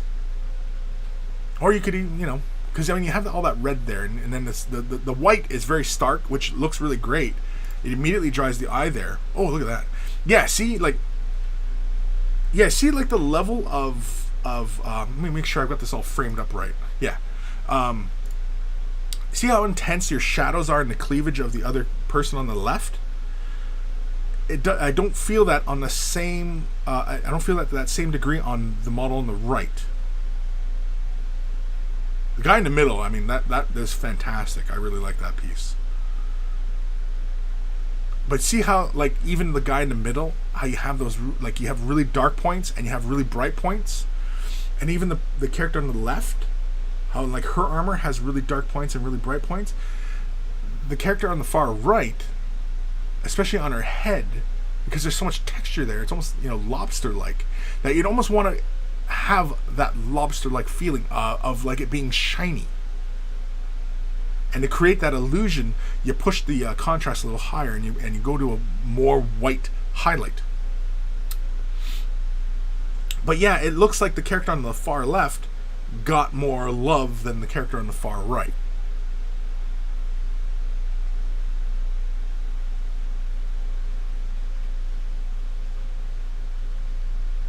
But it's all really fantastic. I really like it. Oh, is that it? That's it. Yeah, the group photo looks really great. Your photos have been really fantastic when you're photographing this stuff. Do you post this stuff on like the socials or anything like that, or is it just for you? Is it just for you? I don't even know. I can't even see the comments anymore. I can't see. Hungry Zapatos. I'm basing my Necron army on the tutorial series you have. I 3D printed Vaporwave themed bases for them. They turned out great. I'll send you a picture when I'm done with them. Please do, Hungry. Yes. I want to see. Because I'm really curious about your 3D printing, what you're doing, but also very curious about how you paint them. And yeah, awesome. Salesman from Hell probably could use more ambient occlusions. Do you painters use that word? Ambient occlusion? Yeah. Yeah. Use whatever words you want to describe. I mean, like a lot of times I use a lot of photography terms when I'm describing a lot of, painting terms, and vice versa. As long as you know the words to convey your idea, I think this is the only thing important. Ebb and Flow, suddenly hungry for lobster. Yeah. She looks lobster-like. She looks very lobster-like. But really, really fun. I like that model. Sorry, I'm just getting the next email ready here. And yeah. I got one more email to do. What time we got here? Oh, Kermole, we've got plenty of time. Plenty of time. Ghost Starband Deluxe. Looks very good. I think bright eyes look very good. Yeah, I think the eyes, like the stark white along all that red, I think it works very well. When I'm talking about like changing it to a light blue, I'm thinking like blue out towards the edges, right? Even if you painted the eyes to almost, how when you see almost like the cataract effect, where you could see the hint of that pupil, something along those lines, right? And I wouldn't have her staring directly forward. I'd probably have her stare off just to like one other side, to kind of, because that can add so much personality, right? Frantic. Hey Kris, hope you're doing fine. Thank you. Frantic, I am doing okay. I'm a little warm, which is why you hear fans running in the background. But otherwise, yeah, hopefully you're doing well as well. And hopefully you're staying safe. Ghost Starband Deluxe in particular. Right. Dark Commission. I'm seeing what you're saying, Kris. Thanks for the CNC. Noted. Yeah, I'm just like, I didn't really see anything wrong with the overall vibe of it. In fact, if you really wanted to push, if you just wanted to stay there, it could have been an exercise in almost monochromatic color scheme, right? Where she just stays entirely within red, pushing out towards, fleshier tones, and just working within red. And that can work, where you stay within red, but you can push towards whites and black, and you know what I mean? But you just stay monochromatic like that, right? That would have been fine as well. And that piece almost looks that way, right? And so it really wouldn't take much to push it in either direction. Really, it's just refining the highlights and pushing the contrast. Because, again, she feels a bit flat. The other character on the far left, you had greater contrast, especially going on the breast, where there was the shadow falling underneath. Whereas the model on the far right, it didn't feel like that same level of care was taken in creating the shadows there, and especially like under the breast, under the chin, in the ears, and even where those horns come around the head like that. Like you could have created more shadow at that point. And of course, just even as I'm describing it, you could see what it would do, right? It would frame the face, right? And that's what the idea is with a bust, is you're kind of diving into the face of the model. I do like that you drew in the triangles in the eyes and the line, and created these other elements that I don't know if they're there on the model, or if it was something you completely made up, or if it was something that was, I don't know, like what the inspiration was for that piece. I have no idea. Like, basically what I'm saying is I don't know what's going on in your head. I don't know what's going on in your brain. I don't know. TH, what I imagine the Hugh Hefner of Cenobites would look like. The Hugh Hefner of Cenobites. That's a title, isn't it? Wouldn't that just be Pinhead? The Hugh Hefner of Cenobites? Because, I mean, like, he's the one walking around, and they're all the other Cenobites are kind of his bitch, right? So, I don't know. Well, I don't know. Old Man Logan, you might have another email, Kris, just in case you run out of things to talk about. I might have another email. What? Do I? Oh, there's a few more popped in. Jeez Louise. Oh, old man threw one in. Sorry, my mic's in the way. I'm kind of like, where am I going here? Almost bumped my head off my my camera stand here. Yeah. Anyway. TH, Dr. Gloom and the Boob Squad. Hey, you know what? That's not a bad idea. Frantic, are your streams scheduled? If so, where can I find it? Scheduled? Well, if you go to weighthebrush.com and you go over to live streams, you'll see a widget there. And I'm pretty sure I say it's every Saturday, 12 p.m. Eastern Standard, GMT -4, -5, whichever one it is. But yeah, I don't know where you are, Frantic, in the world. But yeah, on Twitch, there's also a schedule function within Twitch, and you'll see that Way the Brush is scheduled, as well as getting projects done. I film that on Fridays, but on YouTube, I post it Wednesdays, the following Wednesday. But yeah, everything, pretty much you want to find out everything about Way the Brush is pretty much on weighthebrush.com, because it has all the social medias, Discord, yeah. And I usually post like on Twitter before I go live. I usually post a tweet. Instagrams, I post. I spam it around. I spam it. I'm a spammer. I spam. Let's do another email. This one is from our good buddy Stefan. Hey, Kris, with 2 S's. A Demon Prince conversion being trying to highlight the muscle without trying to ruin the transitions. Blue or pink tones clash too much. I know the face and engravings need more work. Greetings, Pathrip. Oh, Pathrip. There's no pictures. Oh, wait, you know what? Let's go here.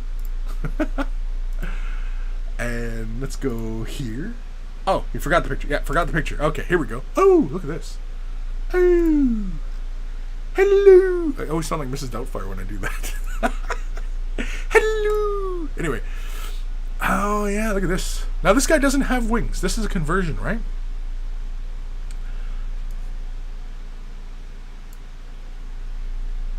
The blue and pink, I think, work very well.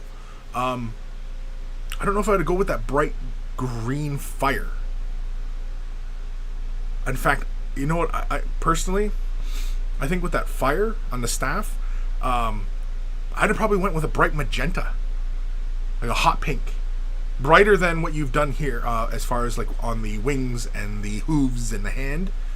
But I like the color scheme. I like it. I think the horns and such could get a little highlight, right? Because it looks like you're no stranger to dry brushing. So just a slight little dry brushing of, say, something like Screaming Skull, Shabdi Bone, or what is the color dry? Terminus Stone, I think it is.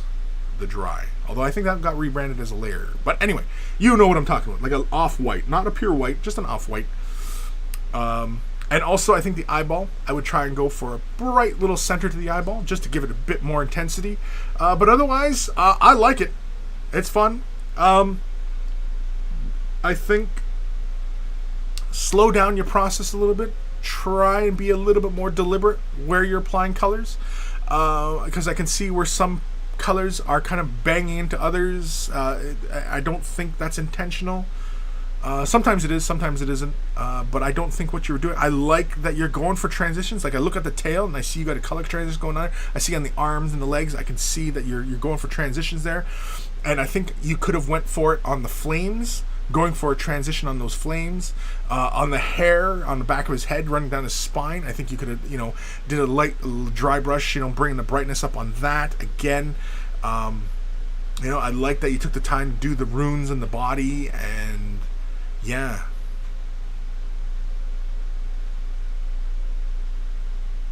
No, I think it's a good effort. I think you just need to slow down a little bit. Try not to be in a rush to get your models done. Not that I'm saying that you're rushing through your project or anything like that. It's just oftentimes we really want to get stuff done, and we kind of cut corners sometimes as far as how we're going about it. But because basically what I'm saying is, like, when you're laying the blue down and then you were going with the magenta in, and then you hit an area where there was blue and you left that magenta and you didn't bother going back to clean it up, right? You might be mindful of those kind of things. Now, taking photographs, and this goes for everyone, taking photographs of your models is a good way of getting better at your painting, even if it's just overall neatness, because for whatever reason, painting to the eye is different than painting to the camera. Sometimes the camera picks up subtleties that are just lost on the human eye. And, taking a photo of your model and go, okay, did I get everywhere? Did I leave any spots? And then you take a photo and go, oh, look at that, I missed a spot right there. And then boop, you can fill it in, right? That can help you become a better painter, if that's your goal. Taking photos. And as you develop and use the camera, especially because everybody has got a cell phone and can take a quick little photo of your work, right? And not just to show off, but just, to help you improve. You can also use it as you develop as a painter to check for, contrast, right? You can turn the black and white filter on. Don't go for the other like desaturation filters. Go pure black and white. And you can check for contrast on a model, and you can see if you're going up to bright whites and dark blacks, and you can see if you've got everything in between. And that's how you're going to check for contrast a lot of times, because sometimes when we're looking at it, we get kind of not colorblind, but desensitized to all the color, and we think, oh, because it's got lots of yellow or something like that, we think that's the brightness. And then when you take a photo of it, it's more in the lower grayscale. And it's like, oh, it's not as bright as I thought it was, right? And so you might want to push that brighter, right? Again, a lot of times when we're talking about painting miniatures, oftentimes we are talking about accuracy and contrast, right? So, yeah, I think that's all I pretty much have to say about that one right now. If that helps. But thank you, Pathrip, for sending that in. Awesome stuff. And keep going. Your Pathrip, yeah, the highlighting is next. I honestly, just by looking at where you are as far as first impressions of looking at that model, I would advise you to concentrate on prepping your models, taking the time to clean the model properly, knocking all the mold lines off, making sure all the nubs are removed, it's glued in properly, if there's big gaps, filling them in, that kind of stuff. Priming the model, not over priming, learning how to prime your model, and of course laying a nice smooth base coat down. Being neat and orderly and laying a smooth base coat down. I would say that is where you're going to see your biggest improvement as far as your painting. I think it's fantastic that you're highlighting. I think it's fantastic that you've got color blends going on, and you can still dabble in that, obviously, when you are, mastering your painting. But I think, again, the three fundamentals of miniature painting: assembly, priming, and base coating.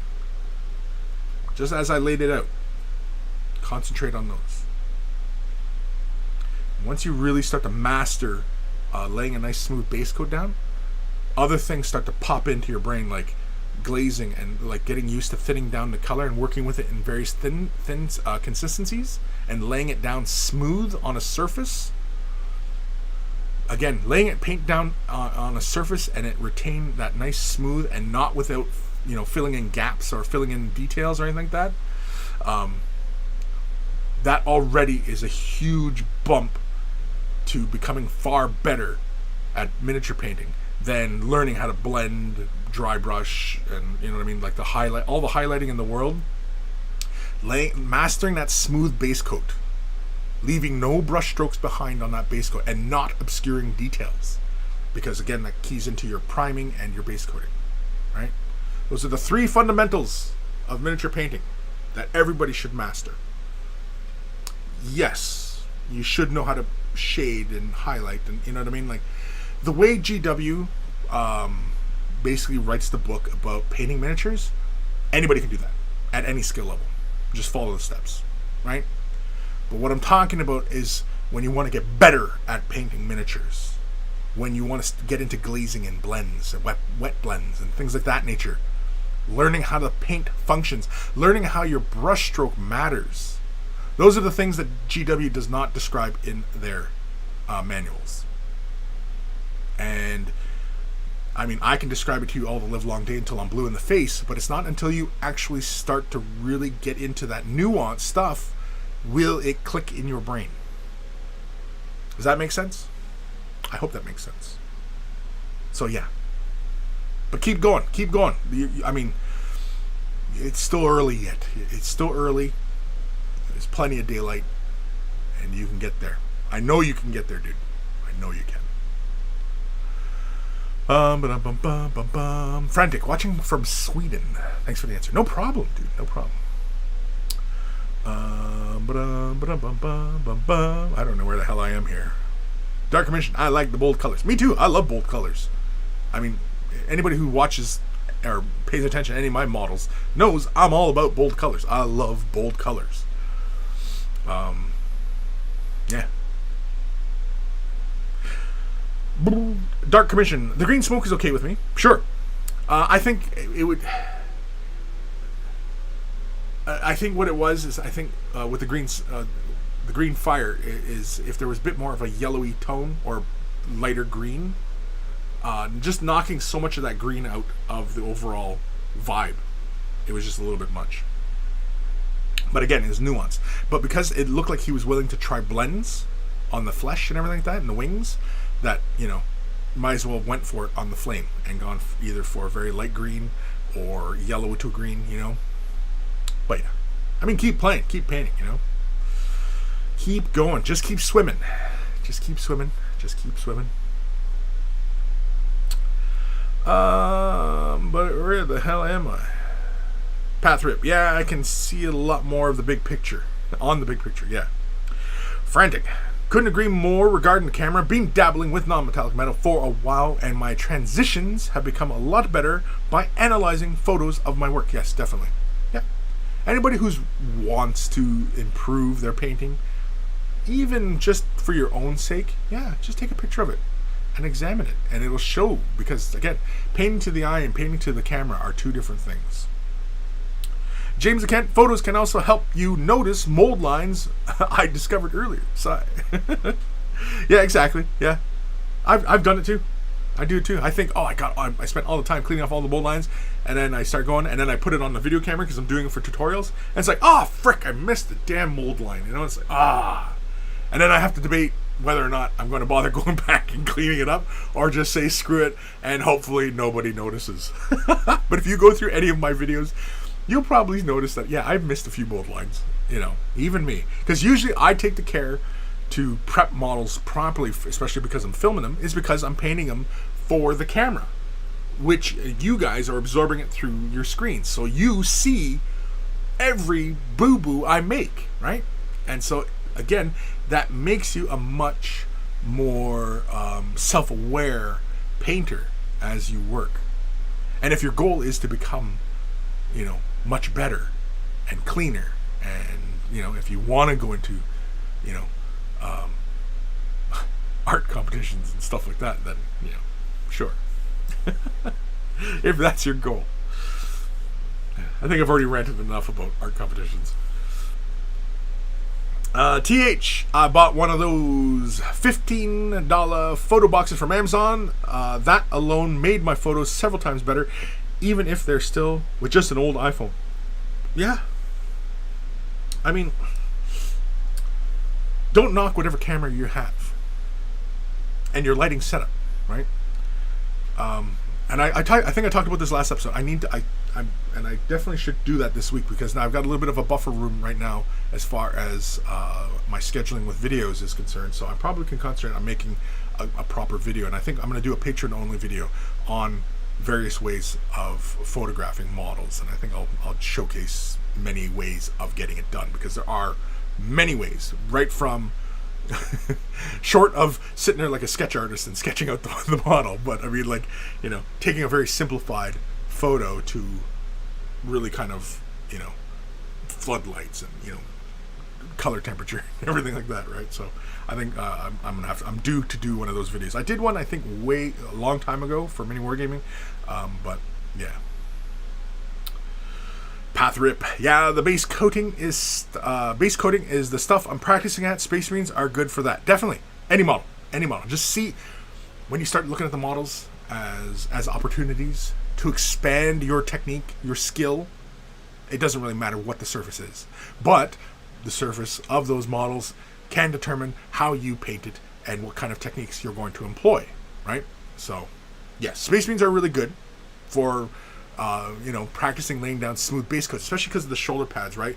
The way the light plays on the actual surface of the model, brushstrokes become very apparent, right? And so, yeah, definitely. Path rip, definitely.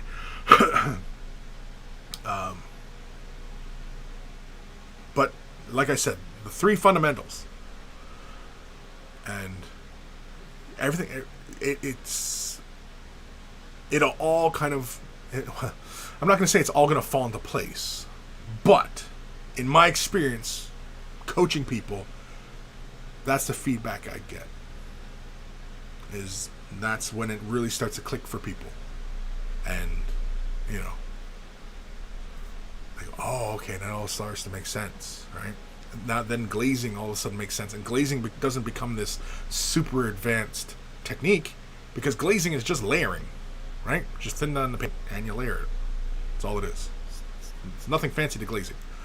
Two brush wet blending, right? Also, the idea of laying a wet and wet color together and then quickly blending them together. Well, that just all of a sudden starts to make sense, right? So mastering the base coat is key. Is key. Useless wizard, morning. I was pestering him on his stream last night. Useless Wizard does a stream. I don't know how many of you are familiar with Useless Wizard, but he's got a really great stream. It's really chill, and he plays it a little cautious. See, me, I can drop fuck bombs all day long, and talk about pussy and ass, and doing lines of coke, and apparently he can't. I didn't know this. Apparently he can't show feet on Twitch. I didn't know that. I was tempted to just show my feet on Twitch, just to live dangerously. Anyway, we were talking about that last night. So, but yeah, if you're on Twitch, yeah, join you. Yeah, keeps it family friendly. Yeah, I used to be in that same vein, but it's not really who I am. I like being me. Like how you see me during this show, and how, other than the way I speak, because when I'm on camera here, I'm trying to project, and you know what I mean, like, so that I'm clearly heard, rather than because I have a tendency to mumble sometimes as well. So other than that, really, this is the kind of cat I am. I mean, I'm an asshole, really. I mean, if we're gonna get right down to it, I'm an asshole. Pathrip, thanks for the advice. Also dropped in a patron for that. Well, cool. Thank you very much. That's awesome. That's awesome. Thank you, Pathrip. Pathrip, or is it Patrip? Patrip. Yeah, awesome. Thank you very much, Pathrip. Awesome. That's very generous of you. And feel free to peruse around and the Discord is really the big one. So many of the monkeys are so knowledgeable and ready and willing to help anybody. And of course they'll fling poop at people too. So they're monkeys. Useless wizard, don't shame me. Yeah.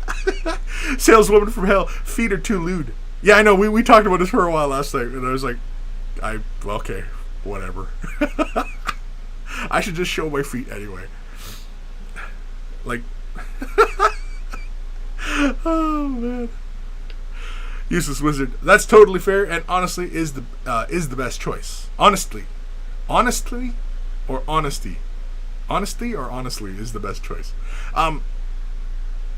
Yeah, family friendly. I mean, like I used to try and keep this pretty PG, and we had lots of fun previously. If you go back to like really early episodes of Way the Brush, when I was still affiliated with Mini Wargaming, yeah, because I mean, at the time I was seeing myself as also representing Mini Wargaming, and so I was keeping in tow with the rest of how it's perceived.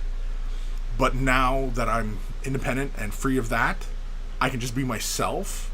Because whenever we meet in person, and especially any of the monkeys who know me, we've met and sat and talked in person. Well, how I am today is more like what you're going to get, right? It's kind of like I don't really, what it is I don't subscribe to the idea of don't meet your heroes, right? I mean, you shouldn't meet your heroes. But if we ever do meet up, because I do go to the convention, and like Adepticon, I'd like to go to LVO, and I'd like to go to what's the other one? The big one, Washington, Nova. And I wanted to go this year. I had plans to go because I was making arrangements, and obviously everything went to shit, right? So, but yeah, anybody who's sat with me and everything like that, like knows that this is pretty much how I am. Other than how I'm talking right now, because again, I'm projecting for the camera and so that my voice is heard and everything like that. But we'll usually sit back, drink some beers, have some laughs, and we usually end up rolling dice, and yeah, we have some laughs. At least everybody seems to have a good time. I don't know, maybe they're lying to me. Maybe they could be humoring me, I don't know. Saleswoman for hell, that's the price of knowledge. Poop. Yeah, that's right. You want to learn, sometimes you gotta get a little poop on you. And then when you join Way the Brush Discord server, you might get a little poop on you. Heretic Scott. Kris, I'm having a hard time deciding how I'm going to tackle this Annihilation barge I'm working on. I'm not sure if I should edge highlight it or weather it because I like the gradient I have on it so far. Posted in the work in progress. Okay, we'll have a peek. Are you doing it like the rest of your Necrons? Because that's going to be cool. Well, now I don't have Discord up. Might have to check it out. Ghost Starman Deluxe, frickin' Twitch, preventing us from seeing Kris's feet. What's even the point then? I know, right? I mean, like, because you guys don't even know if I have bottoms on. I could be sitting here bare-assed. Mind you, though, this is a leather chair, so anybody who's sat bare-assed in leather. Salesman, Kris stopped being on Mini Wargaming, and went full Piccolo and removed his weighted clothing. I don't get that. I don't get the reference. I don't get that. What does it mean? What's a Piccolo? Is Piccolo like a derogatory term in another language, and I'm sitting here spouting that off?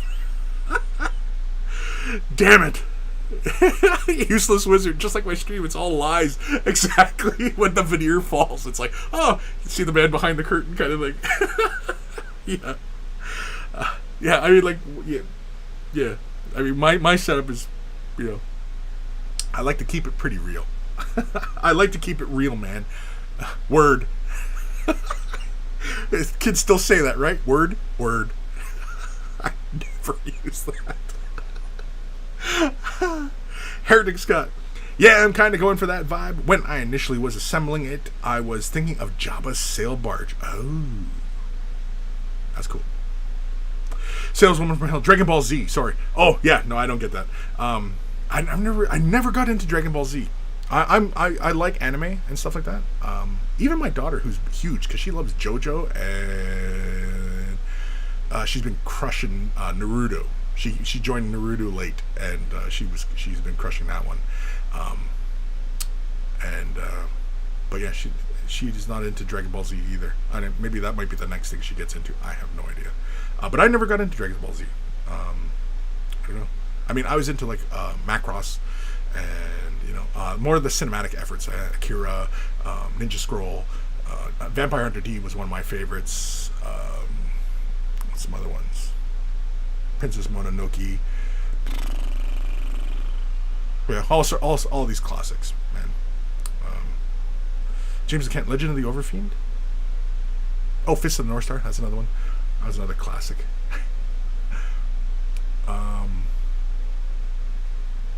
Legend of the Overfiend. That sounds familiar. But anyway, Path Rip. I kind of saw this stuff Kris made for Mini Wargaming a long time ago, and then the videos with his Necrons with the pink glow. I watched it and was like, remember this person from somewhere. Yeah, that's me. So, yeah, if you're familiar with those videos I created way back in the day, I mean, I've been at this for a while. This is a long game. And I'm looking to the next evolution of tutorial, like how I'm going to create the tutorials. I'm not going to spoil it right now, but I'm working on it right now on how, because I want to improve and I want it to look better. I want the presentation, right? I want the presentation, so yeah. Anyway. Ghost Starman Deluxe. Yeah, Piccolo is a Dragon Ball Z character named after a musical instrument. Piccolo's a musical instrument, is it? Anyway, it's an unpopular opinion, but I actually like Dragon Ball Super more than Z. Yeah, you just said a bunch of things there, kid. I don't know what you're talking about. James Kent. So your tutorials aren't even in their final form? No, it's always an evolution. If you look at my first tutorials that I created way back in 2011 to 2020, worlds of difference. Worlds. And when I look at my old stuff, I'm kind of like, damn, they hired me on that? How desperate were they? James the Kid, that's a Dragon All reference too. A Dragon All reference. What? Oh, the tutorials aren't in the final form? See, like right over my head, man. Like a buzz cut. Right over. Honestly, it's surprisingly that I still have hair on top of my head for how much stuff like just goes right over my head. Because, yeah. Alrighty, let's do one more email. Do I only have one more email? Do you want me to be? Yeah, I only got one more email. This is from our. You know what? Let's do it. Let's honor the man, and let's do another jingle. Let's do this one. This one's nice and loud. Turn it up or down, because here it comes.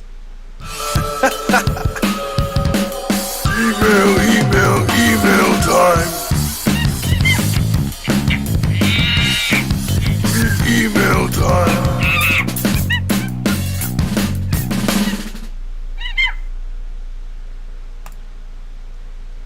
This is from our good buddy, Old Man Logan. Hi, Kris. Just sharing a quick little project that I recently completed. Yes, it is another Stormcast Eternal, but the fun part of it was the banners that are interchangeable for this model, one of which is a 3D printed banner that was requested for a narrative campaign that the customer is participating in. You might have a hard time guessing which one is custom, but being the smart guy that you are, I'm sure you can figure it out. Smiley, thanks, Old Man Logan. And let's have a look. That's the 3D printed one.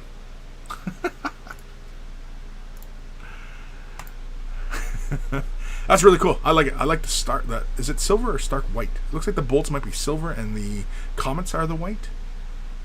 Or maybe you got that little bit of blue into the bolts there. Either way, very cool. I like them.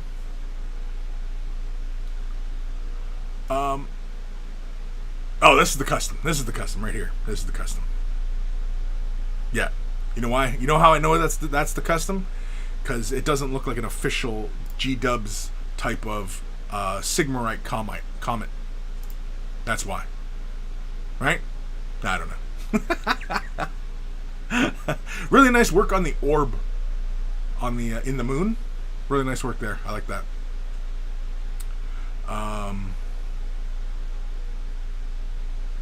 Yeah.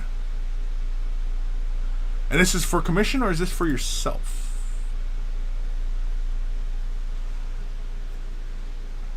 I like little spot highlights in the shoulder pads. I like that. Whoa.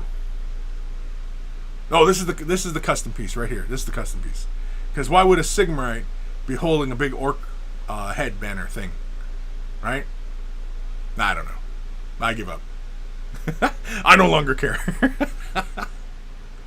That looks really cool. Yeah, it doesn't. For me, it doesn't really feel part of the model as much as obviously the other two. Just not just the theme elements, but the use of color. This just feels really dark in comparison to the model itself. But really nice work, Old Man Logan. Let's have a closer look here. I like the little glowy bit. I like that in the eyes. Real nice. Nice transition on the horns too. Really nice work, man. Yeah, I think you did say it was a commission piece, right? It was a commission piece. I wasn't just. Whoop. That's the camera. There we go. Sorry, I went to the wrong camera. Yeah, I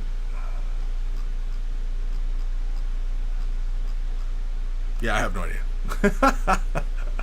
I play the fish guys in Age of Sigmar. I'm Deepkin, so I only know, Deepkin side of things. Man. Yeah, the third one's the custom one? Yeah, the big orc one? Yeah. Yeah, I think, like, the big orc one, it didn't quite suit the model because the model's so bright and gold, and then it has this big dark banner, right? Versus if you wanted to retain that wood element,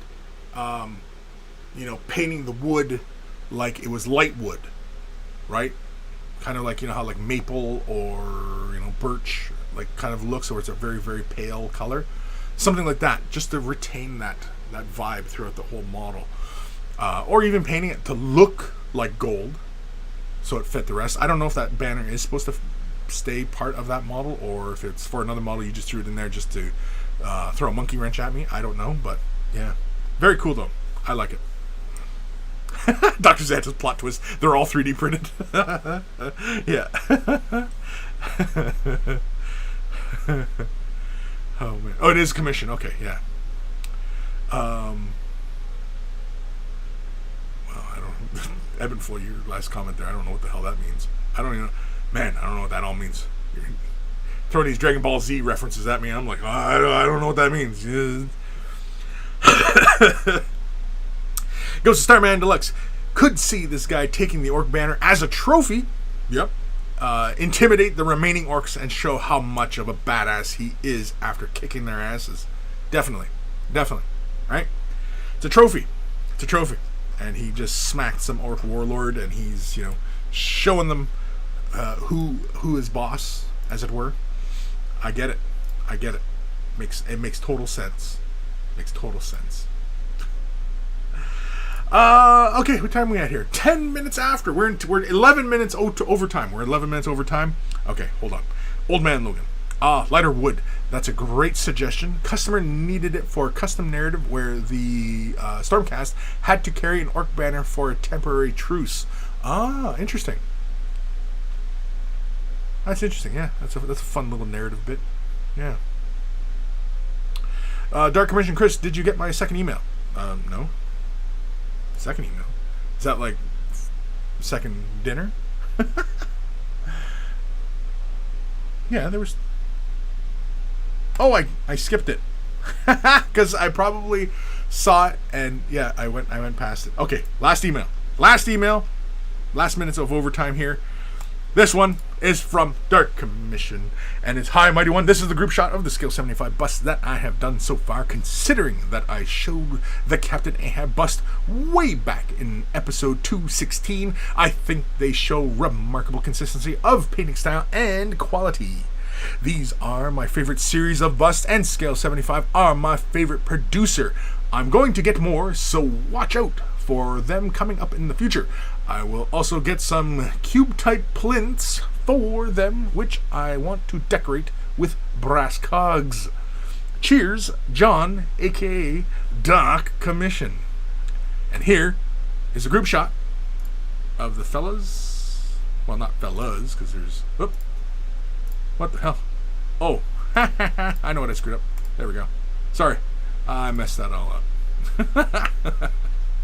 Anywho, yeah, so here I have the Captain. I remember really being impressed by the leather work on the strap. And we were also talking about the wood grain on the rifle butt, right?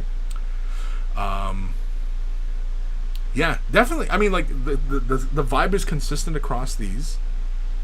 I really like the work on the goggles on Buddy on the right. Despite him having his eye akimbo like that. I don't remember that eye looking like that. Because he looked like he had a stroke. But really nice work on the apron. Overall, the quality on the cloth themselves. And for these guys, you're going to get square plinths. And I take it you're going to cover up the brass of the brass tubes that you're using. The female on the left, as opposed to the female on the right. The female character. I remember you had done the translucent fabric on her forearm, and I really enjoyed that. And I was also cautious about the expression on her face because, yeah, she's. I've seen that expression, and it's always dangerous. It's never good for Kris. And then bang, the old fork in the eye.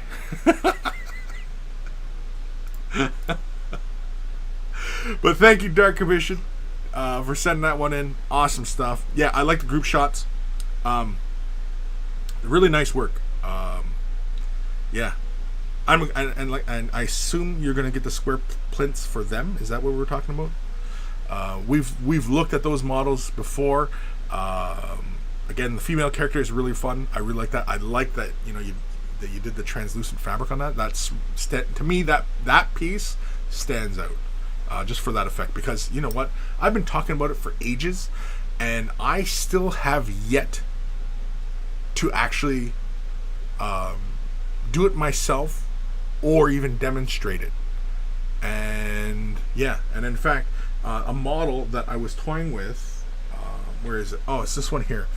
This model that I had shown in a tutorial not too long ago, doing blonde hair, and I was thinking about doing translucent fabric on her dress, and I was thinking about doing this model, and I was thinking that she might be the one that I'll demonstrate translucency. There's also another model here that I was also toying with the idea, and it is this model for Relic Blade, and I had shown doing red hair on her, and I was thinking about doing translucent fabric on her as well. Just for gigs, just for fun. I mean, doing translucency is a lot of fun, and it's something that it is one of those things that I have not done myself. So yeah. Sales woman for second breakfast. Yeah, second breakfast. Go Starving Alex. I don't think we've heard of second email. Yeah, salesman for hell. That looks fantastic. Yeah. Old Man Logan. Nice. Dark Commission. Such nice work. Yeah. Dark Commission. Square plinths and some brass cogs to complement the steampunk aesthetic. Gotcha. Right. Like just a couple cogs kind of like interlocked. Oh, you know what would be cool? No, forget it. I was gonna say what would be cool is if you could put the cogs so they look like they're in the plinth, right? Almost like a grandfather clock kind of thing, where they're in behind and it's behind like glass, or it's just an opening and you can see, I don't know, that'd be kind of cool. I don't know. I'm just throwing ideas out there that I will never do myself, so I'll see what you do.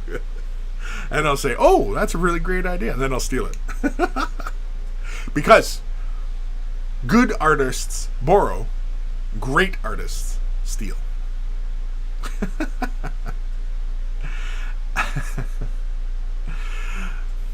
If you're brand new to this hobby, you want some help with color scheme, particular painting technique, or you just need help in general, or you want to show off what you're working on, your commission painting service, and you want to drum some extra exposure, or just want to share what you're doing, send your emails to Kris@wayofthebrush.com. It is in the description below. If you're going to send pictures, send them as attachments in the email. Don't send it off as links to other sites because it's just a pain in my bum.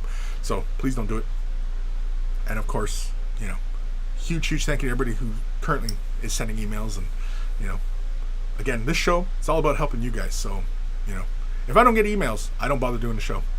And I think I've done that before. I think one time way back, I didn't have any emails, and I was like, I'm not doing the show. Yeah, I'm just an ass like that. I'll just, on the drop of a hat, forget it. I'm not doing it.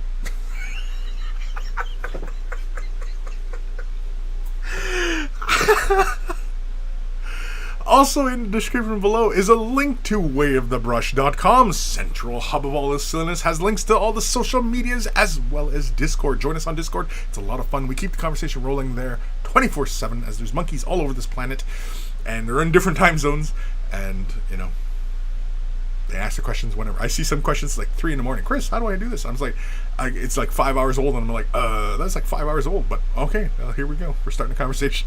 Anyway, but no, feel free to always ask your questions. Always feel free. I welcome any and all questions, and even criticism. As long as it's constructive. So if you're sitting there going, he's a jerk, well, that doesn't help. Why is he a jerk? You know what I mean? Like, give me some constructive criticism here, right?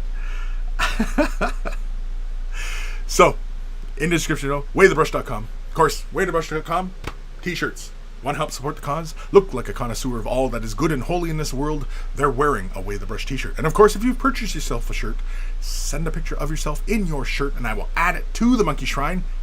Tasteful pictures. I might add tasteful, please. No feet. And I'll add it to the Monkey Shrine, which is also at wayofthebrush.com.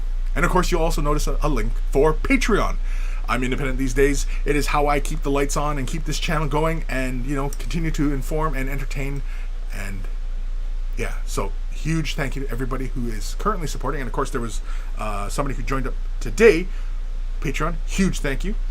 Well, you guys, this would not be possible. And I endeavor to continue to earn your support. And so a huge thank you to everybody. There are varying tiers to support at, so pick something that makes sense to you. At some of the tiers, I have some fun little perks that go along with them. So not that it should influence your support, but anywho. Of course, if you're not able to support monetarily, i.e., money, clicking thumbs up, liking, following, subscribing, sharing, and commenting, and all that, engaging, ringing the bell, all that stuff, that all helps the channel as well. Tremendously. So it's no small thing. And all it takes is a little bit of effort, clicking a button, and you're helping me out a great deal. So huge thank you to everybody who just, clicks the like. Just click the thumb, subscribe, right? All that stuff. The usual drill, people. I think enough of you guys on YouTube and Twitch, know the deal. So I think we can just move past it, right? I don't even have to have that in my spiel anymore. I can just drop that. And of course, huge thank you to Carl, who's no longer with us. Guy Meir Alfer, Beer and Blood Bowl. That was his channel. I think they're still active. Beer and Blood Bowl, they're still active. Raban, I think he still makes posts and stuff, but because they were a partner team going on. I think it's the two of them in that photo. In the intro and outro music, Carl is the fella standing with Duncan. When Duncan was still part of GW, and Carl's the tall fella on the right hand side. Anywho, always big thank you to Carl, wherever he is, for creating the email jingles that play before the email segment of the show. Always much love for Carl. And of course, speaking of love, much love to my baby brother Evan, for creating the intro outro music that plays at the beginning and end of the show. Always much love to my baby bro. And of course, if you're into some rare comics and such, you might want to check out EB Comics. I was going to say it's in the description, but it's not in the description. I gotta add that in. Is it .com? I think it might be .com. Maybe it's .ca. I can't remember. But he's got rare comics. He's selling them all the time. He's posting all the time. He's also on the Instagrams and some other things. Facebook, I think he also has. But yeah, he posts rarities all the time. So you might want to check him out. I think he had like Spider-Mans. He had rare Spider-Mans. Stuff like that. He's just got all sorts of stuff. Check him out. I know there's a bunch of you out there who are into comics. But yeah. So always much love to my baby bro. Any last words of wisdom from the monkeys today? Useless wizard. I'm gonna wrap my shirt around my toes.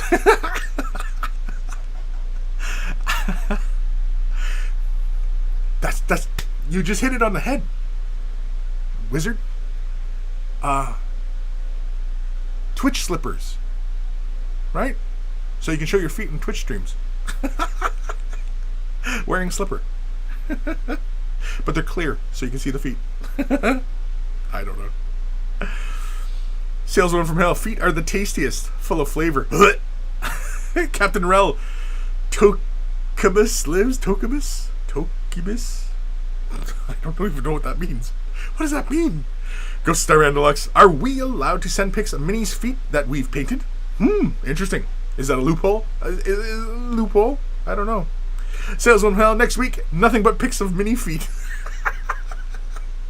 Dark Commission LML. Paint my feet. Hashtag. Oh, jeez. You get me in trouble. Ghost Star Deluxe. We must start a petition to ban pics of Minis that include parts of the Mini other than the feet from Way the Brush. Yeah. Hashtag feet only. Oh, man. Useless Wizard. Oh, LOL. Saleswoman Hell. Clear slippers. How erotic. Oh, damn. Yeah. Not like Cinderella. I'm talking like, like the regular old fluffy slippers. Some Way of the Brush slippers. There we go. Some big fluff, like bear paws. Not bear. I know what you're thinking, but no.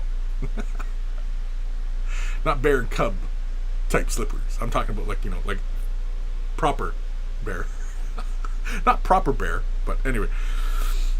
Dark Commission hashtag. What? Hard skin and chipped nails.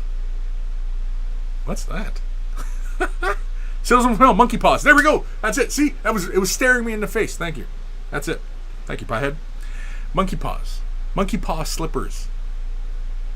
Boom. We just $1 million idea. It's gonna cost us $1 million to make those slippers, and only like 50 people are gonna buy them. Oh man. All right, I did my ending spiel. I think we're done. I want to thank you guys for tuning in today. As usual, we're ending the show. It's 25 minutes overtime. So, like I said, this is only supposed to be 120 minutes. Last week was like, what, damn near 4 hours? You guys. Ghost Star Red Deluxe. Way the Brush themed monkey suit. We're going to become a furry group. We'll meet at Adepticon. Oh, God. Oh, God. I feel like I need a shower now.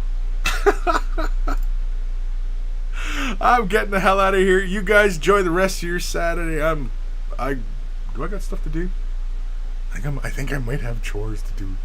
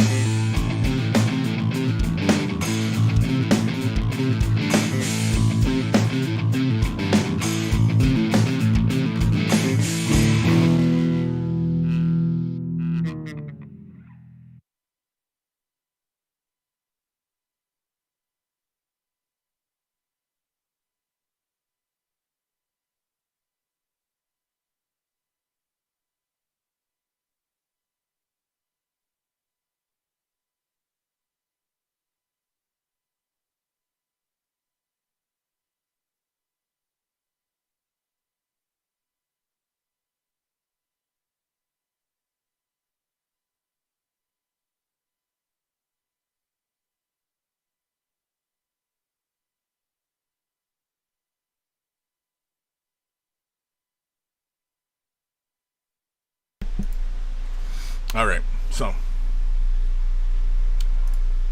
where are we at here?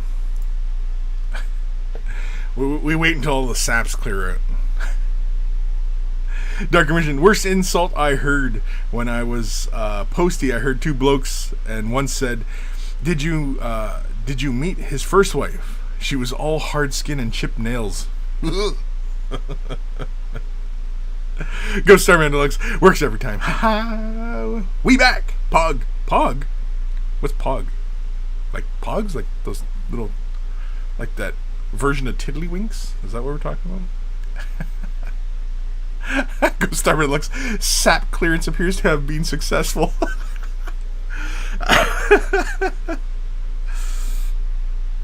Anywho, yeah. So, you know what we never even did today?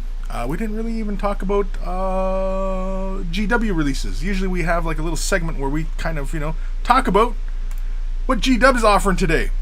And they're releasing their box sets, the starter sets. Which, I don't think these are as great as a value as the Indominus box. But, this one here has got some terrain and stuff like that. Like, this is what the Command, right? So this is the big box, essentially, but it has like less models, but it has terrain, so it's probably the same as the Indominus box set. But it's got rulers, it's got the dice.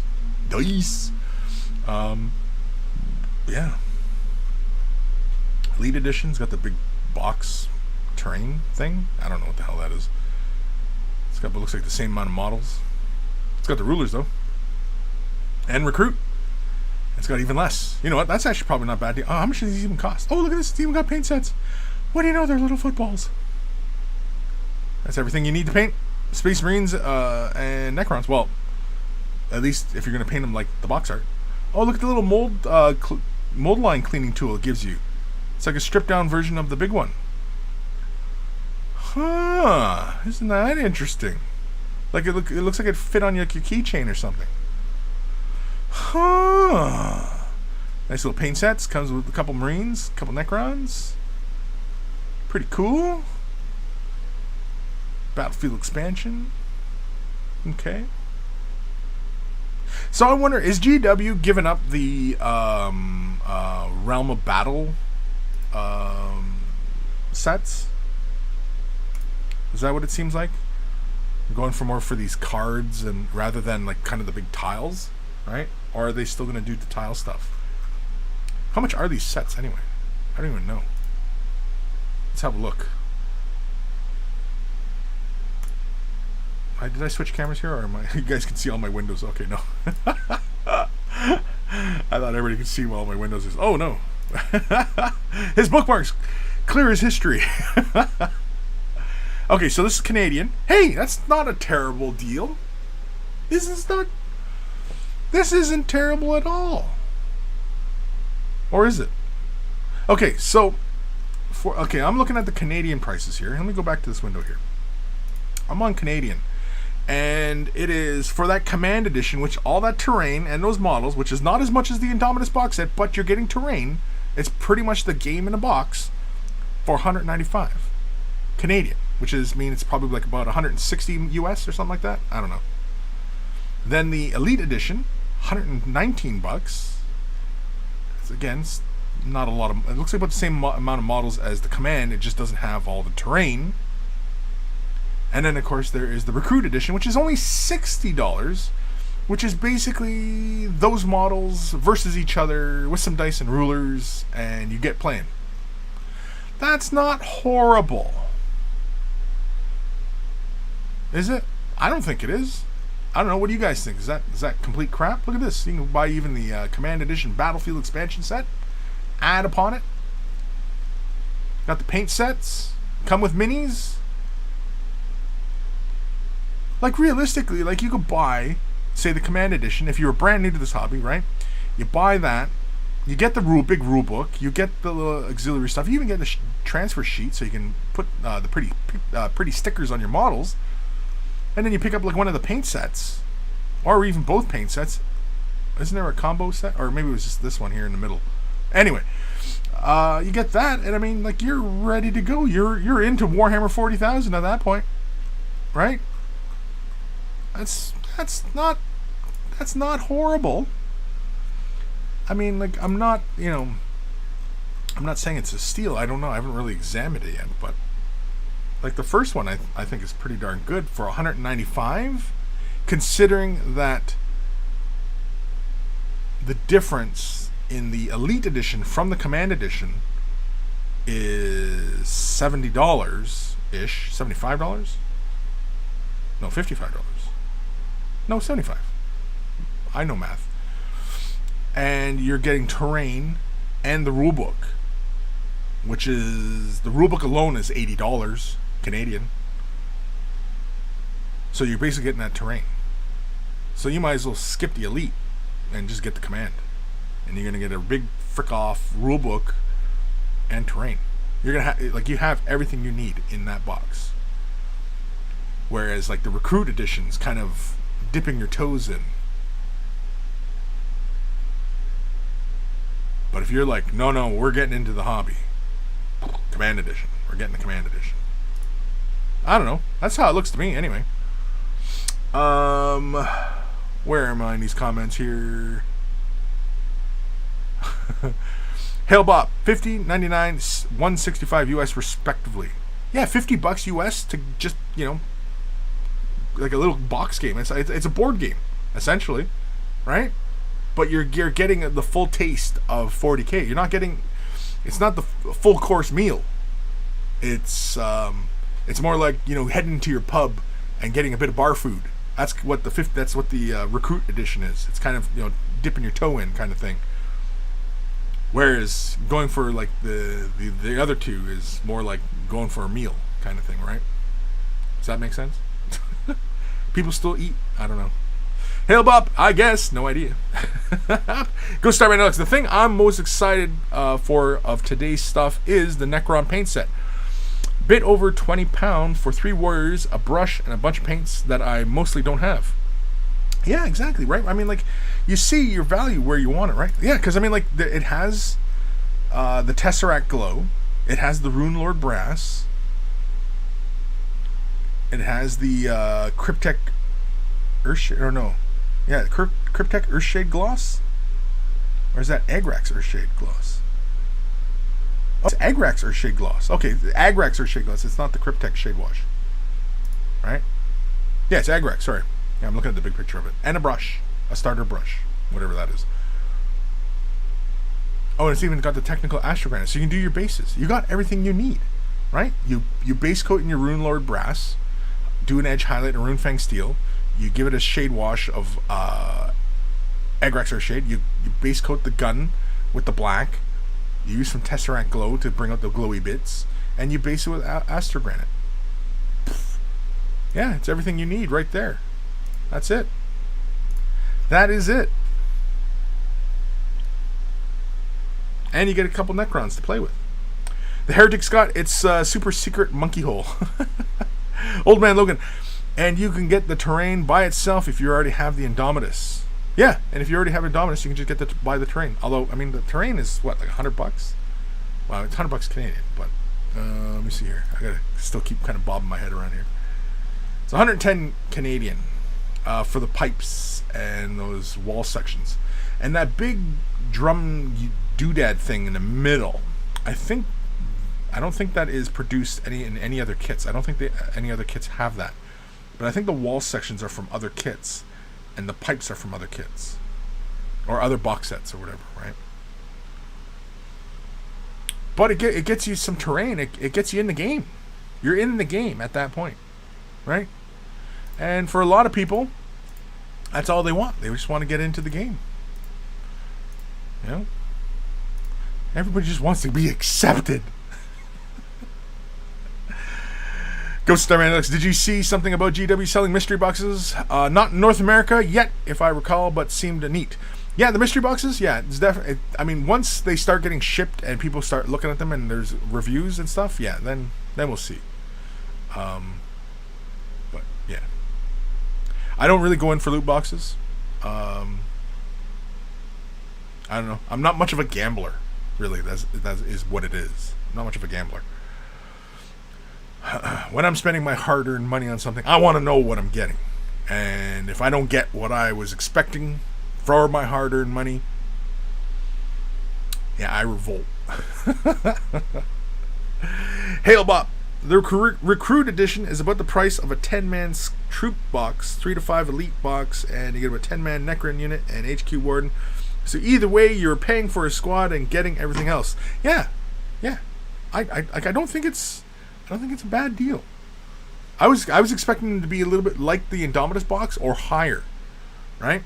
But being less than the Indomitus box, even though you are getting a little bit less, although like the command one comes with the terrain, it has the rule book, and it's a difference of $70, and you get in the rule book and terrain. That's already well over $100 retail, right? So, just saying.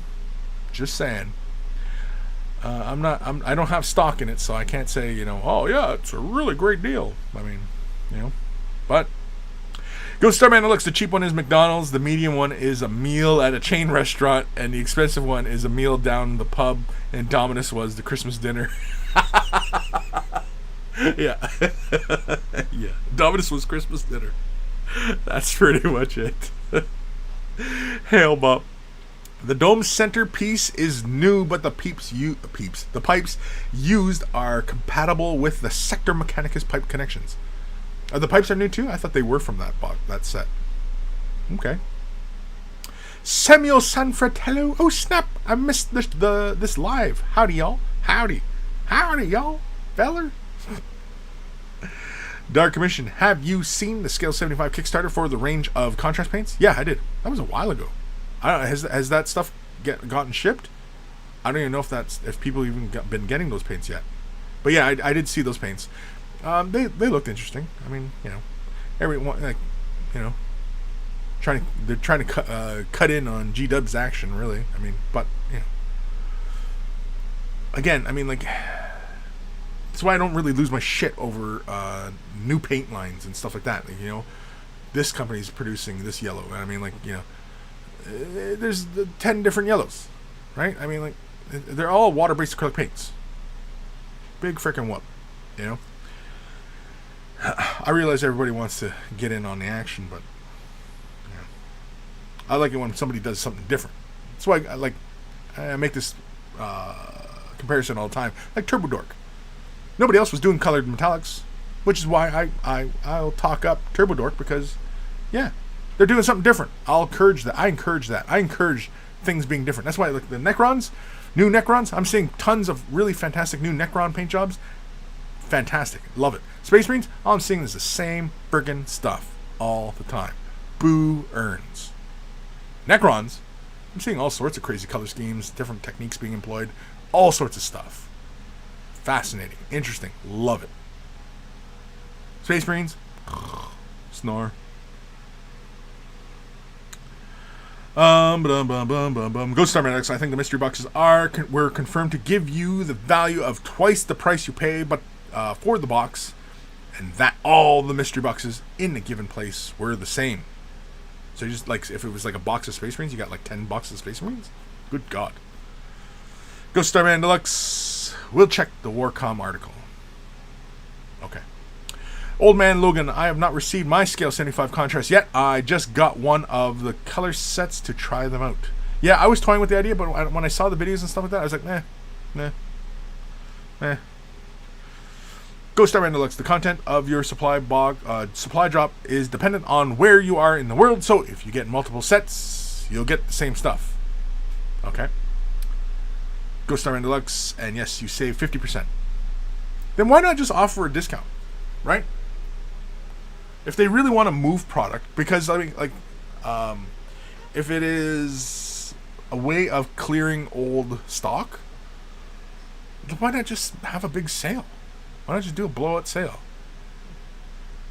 We're selling off 50% rhinos. Buy them all up, kids. Buy them all up. We're getting rid of them because we're gonna do another run of the new rhino or whatever, right? Whatever it is. Why not? 50% is a deal. Anytime you get a deal, it's a deal. But that's why I don't really go in for the loot boxes, because it's random. Well, I'm very particular on what's going to sit on my shelves. You know, especially if I'm planning on actually working on something, right? I don't want to buy a loot box and get random crap that I may never touch. That, to me, that's a waste. That's a waste. I threw my money away. That was a gamble, which is, again, why I don't really gamble. Not that I have anything against it. You want to gamble? By all means. Your money. You do what you want. But for me, no thanks. I'm not a gambler. I mean, I do gamble. I play roulette. When I go to the casinos and stuff like that, I don't really do slot machines. It's kind of boring. I like the table games. I like the interaction. I like, kind of choosing where I'm going to lose my money. And that's the thing. When I go to a casino, I don't expect to win. In fact, I don't even plan on winning. But I play to win. But, casino, I expect to lose my money. I fully expect to lose it, and if I can spend a few hours of my time drinking, having fun, having laughs, and playing a game, and being entertained, and you know what I mean? And that, for me, that's money spent and well spent on the entertainment. Because that's the point. It's entertainment, right? I don't go in there, trying to make sure I have enough money for rent, or, I need groceries, or the baby needs diapers, or that kind of crap. If you're in that kind of situation, stop. Walk away. It's not going to happen. Samuel Sanfrantello, absolutely agree. I would buy discounted rhinos, but never going to buy one at full price. Well, never? You're never going to buy one at full price? So you're never going to have a rhino in your army? Come on. You can always get them secondhand, I guess, but... Yeah, I mean, like, if that's the way of clearing... Like, if that's what this loot box thing is a way of clearing old stock, then why not just offer the 50% discount, right? Yeah. Ghost Starman Deluxe. Yeah, but people like mysteries, so a lot of people are more likely to buy it. Plus, if someone gets stuff they don't want, GW has made a chunk of money they wouldn't have otherwise. Right. I mean, GW's end of this is good. Right? I mean, as soon as people buy it, and there's going to be tons of people buying these, regardless. Anything GW puts out, there's people out there who just immediately buy it. Right? I'm not. Personally, I'm not.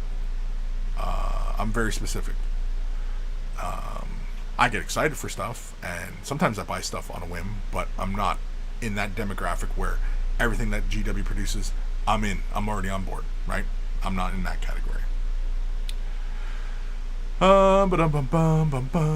Job stuff not. How gutted would you be when the supply blocks turns up and it's all fine cast? Right, exactly, right?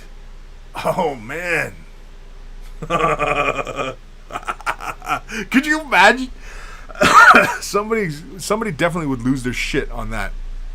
Open up the box, that's all fine cast blisters.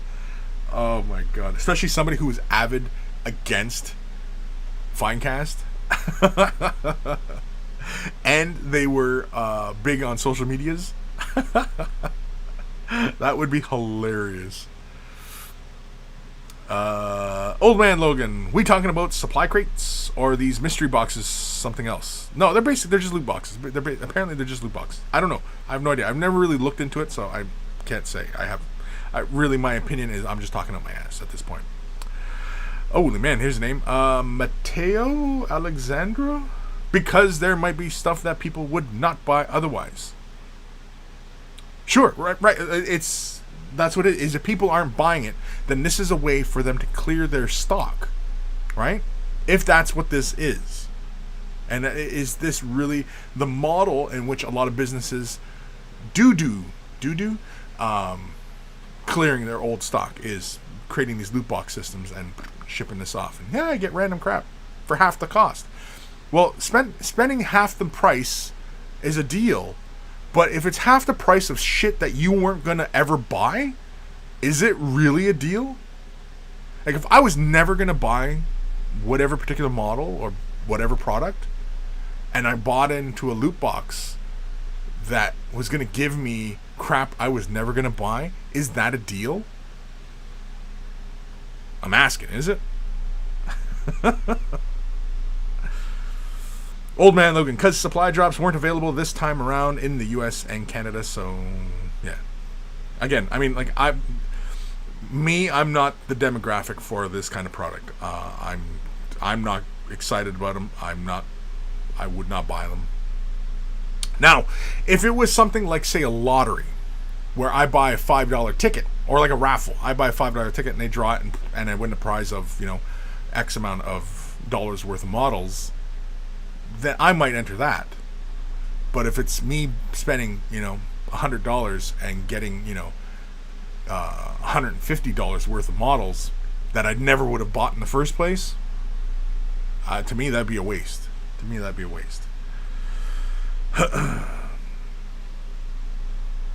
TH, the loot box problem is why I never got into Magic the Gathering. It was too weird to not know what I got. Yeah, exactly. When you buy those booster packs and stuff like that, oh yeah, that's the same thing. It's the same thing. It's a gamble, right? I used to play Doom Trooper back in the day, and I don't know how much money I spent on that stupid game, buying all the packets of cards and hunting around for a particular card that I wanted or heard about or whatever, right? Yeah, same thing. I don't go for the card games either. I mean, I used to way back in the day, 20 some years ago. Ghost Starman, the logical assumption that would be that it's GW dumping old product, but I wouldn't have thought they would need to do that with Underworld stuff. No idea, unless of course Underworld is tanking, right? Nobody's buying Underworld stuff, and that's why it's in there. Because it's kind of it's kind of weird. It's specific, right? Like, why not just have it? Even if you wanted to be somewhat deceptive about it, under Age of Sigmar, and it's just a bunch of Underworld stuff, right? I don't know. I have no idea. I have no horse in this race, so I don't really care. Because this again wasn't something that I was going to do. Mateo, I think I'm saying that right, Mateo. I wouldn't buy Finecast at 50% off. I wouldn't get Finecast at $1. I don't know. I'd probably buy Finecast at $1 if I was getting like booster packs for $1. I'd probably buy some Finecast stuff. I have no problem with Finecast. It's a pain in the ass to work with at times. It's got gates all over the place, and the channels and stuff like that, and it's brittle. But anybody who's used to working with resin, I mean, Finecast is not that big a deal. It's just people who weren't used to dealing with Finecast, all the air bubbles, stuff like that. Not a huge issue. Anybody who's done any garage kit knows that there's tons of imperfections. Yes, I realize that GW is a big corporation, and yes, there should be quality control. And yes.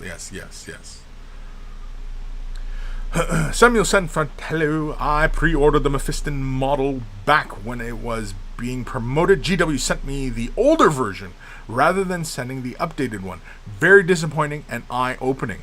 Really? You pre-ordered the Mephiston and they sent you the old one. That doesn't sound right. Hopefully you got that corrected, because it would be right there in your invoice that's what you bought. Unless of course you clicked the wrong thing, and then that's your problem.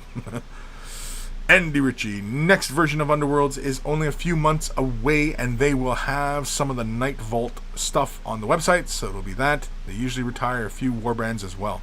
Interesting. Ghost Starman Deluxe, it's a pain in the ass to work with at times. Yeah, all the time. Yeah, it is. Sure. I'm not disagreeing, but anybody who's worked with resin, garage kits, stuff like that, working with Finecast, it's just, the material. Big whoop. Is it a great material to make miniatures out of? You know what? Honestly, converting it is super easy because it is so soft and easy to work with, and brittle, apparently. Soft and brittle. I don't know how that happens, but, so converting it and stuff like that, head swaps, easy as pie. Pie? Cake? Anyway. And, what was the other thing? Oh, the details are always really nice and crisp. Finecast, yeah, the corners and edges, nice and sharp.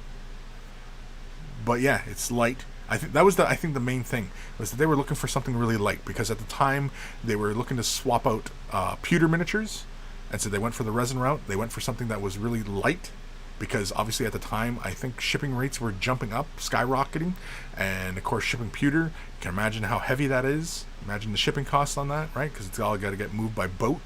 So, right?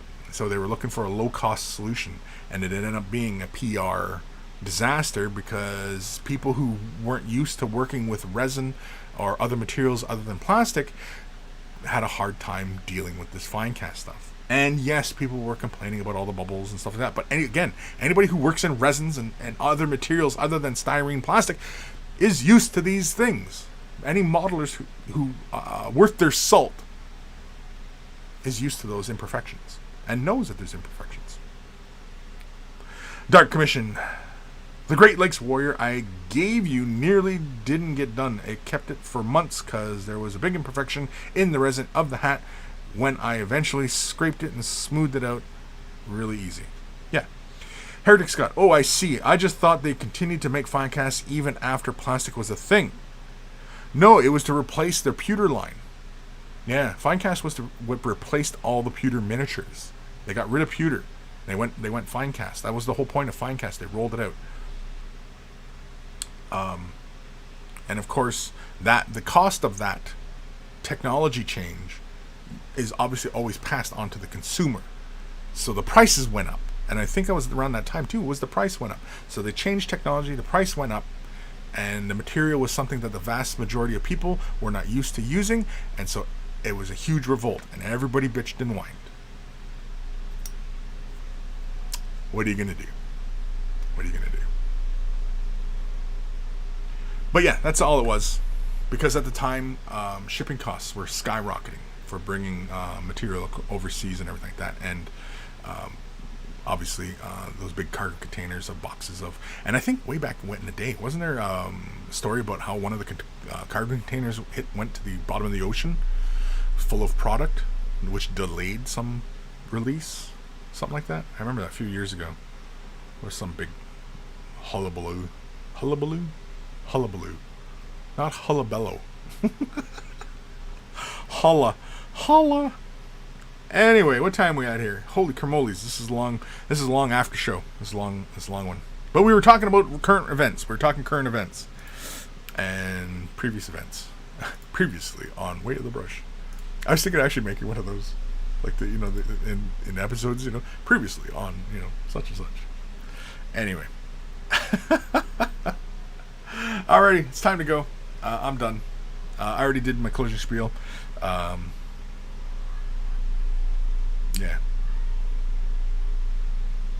Dimitri Apitin, hello all. Right on time. Yeah, right on time for the end of the show. Good job. Take care of your brushes. They'll take care of you, and I will see you guys later. Later? Afterwards? Maybe? Possibly? I don't know. Probably not. Who knows? In this whole crazy pandemic world we live in. In a future where... I was going to try and do something there, but I messed it up.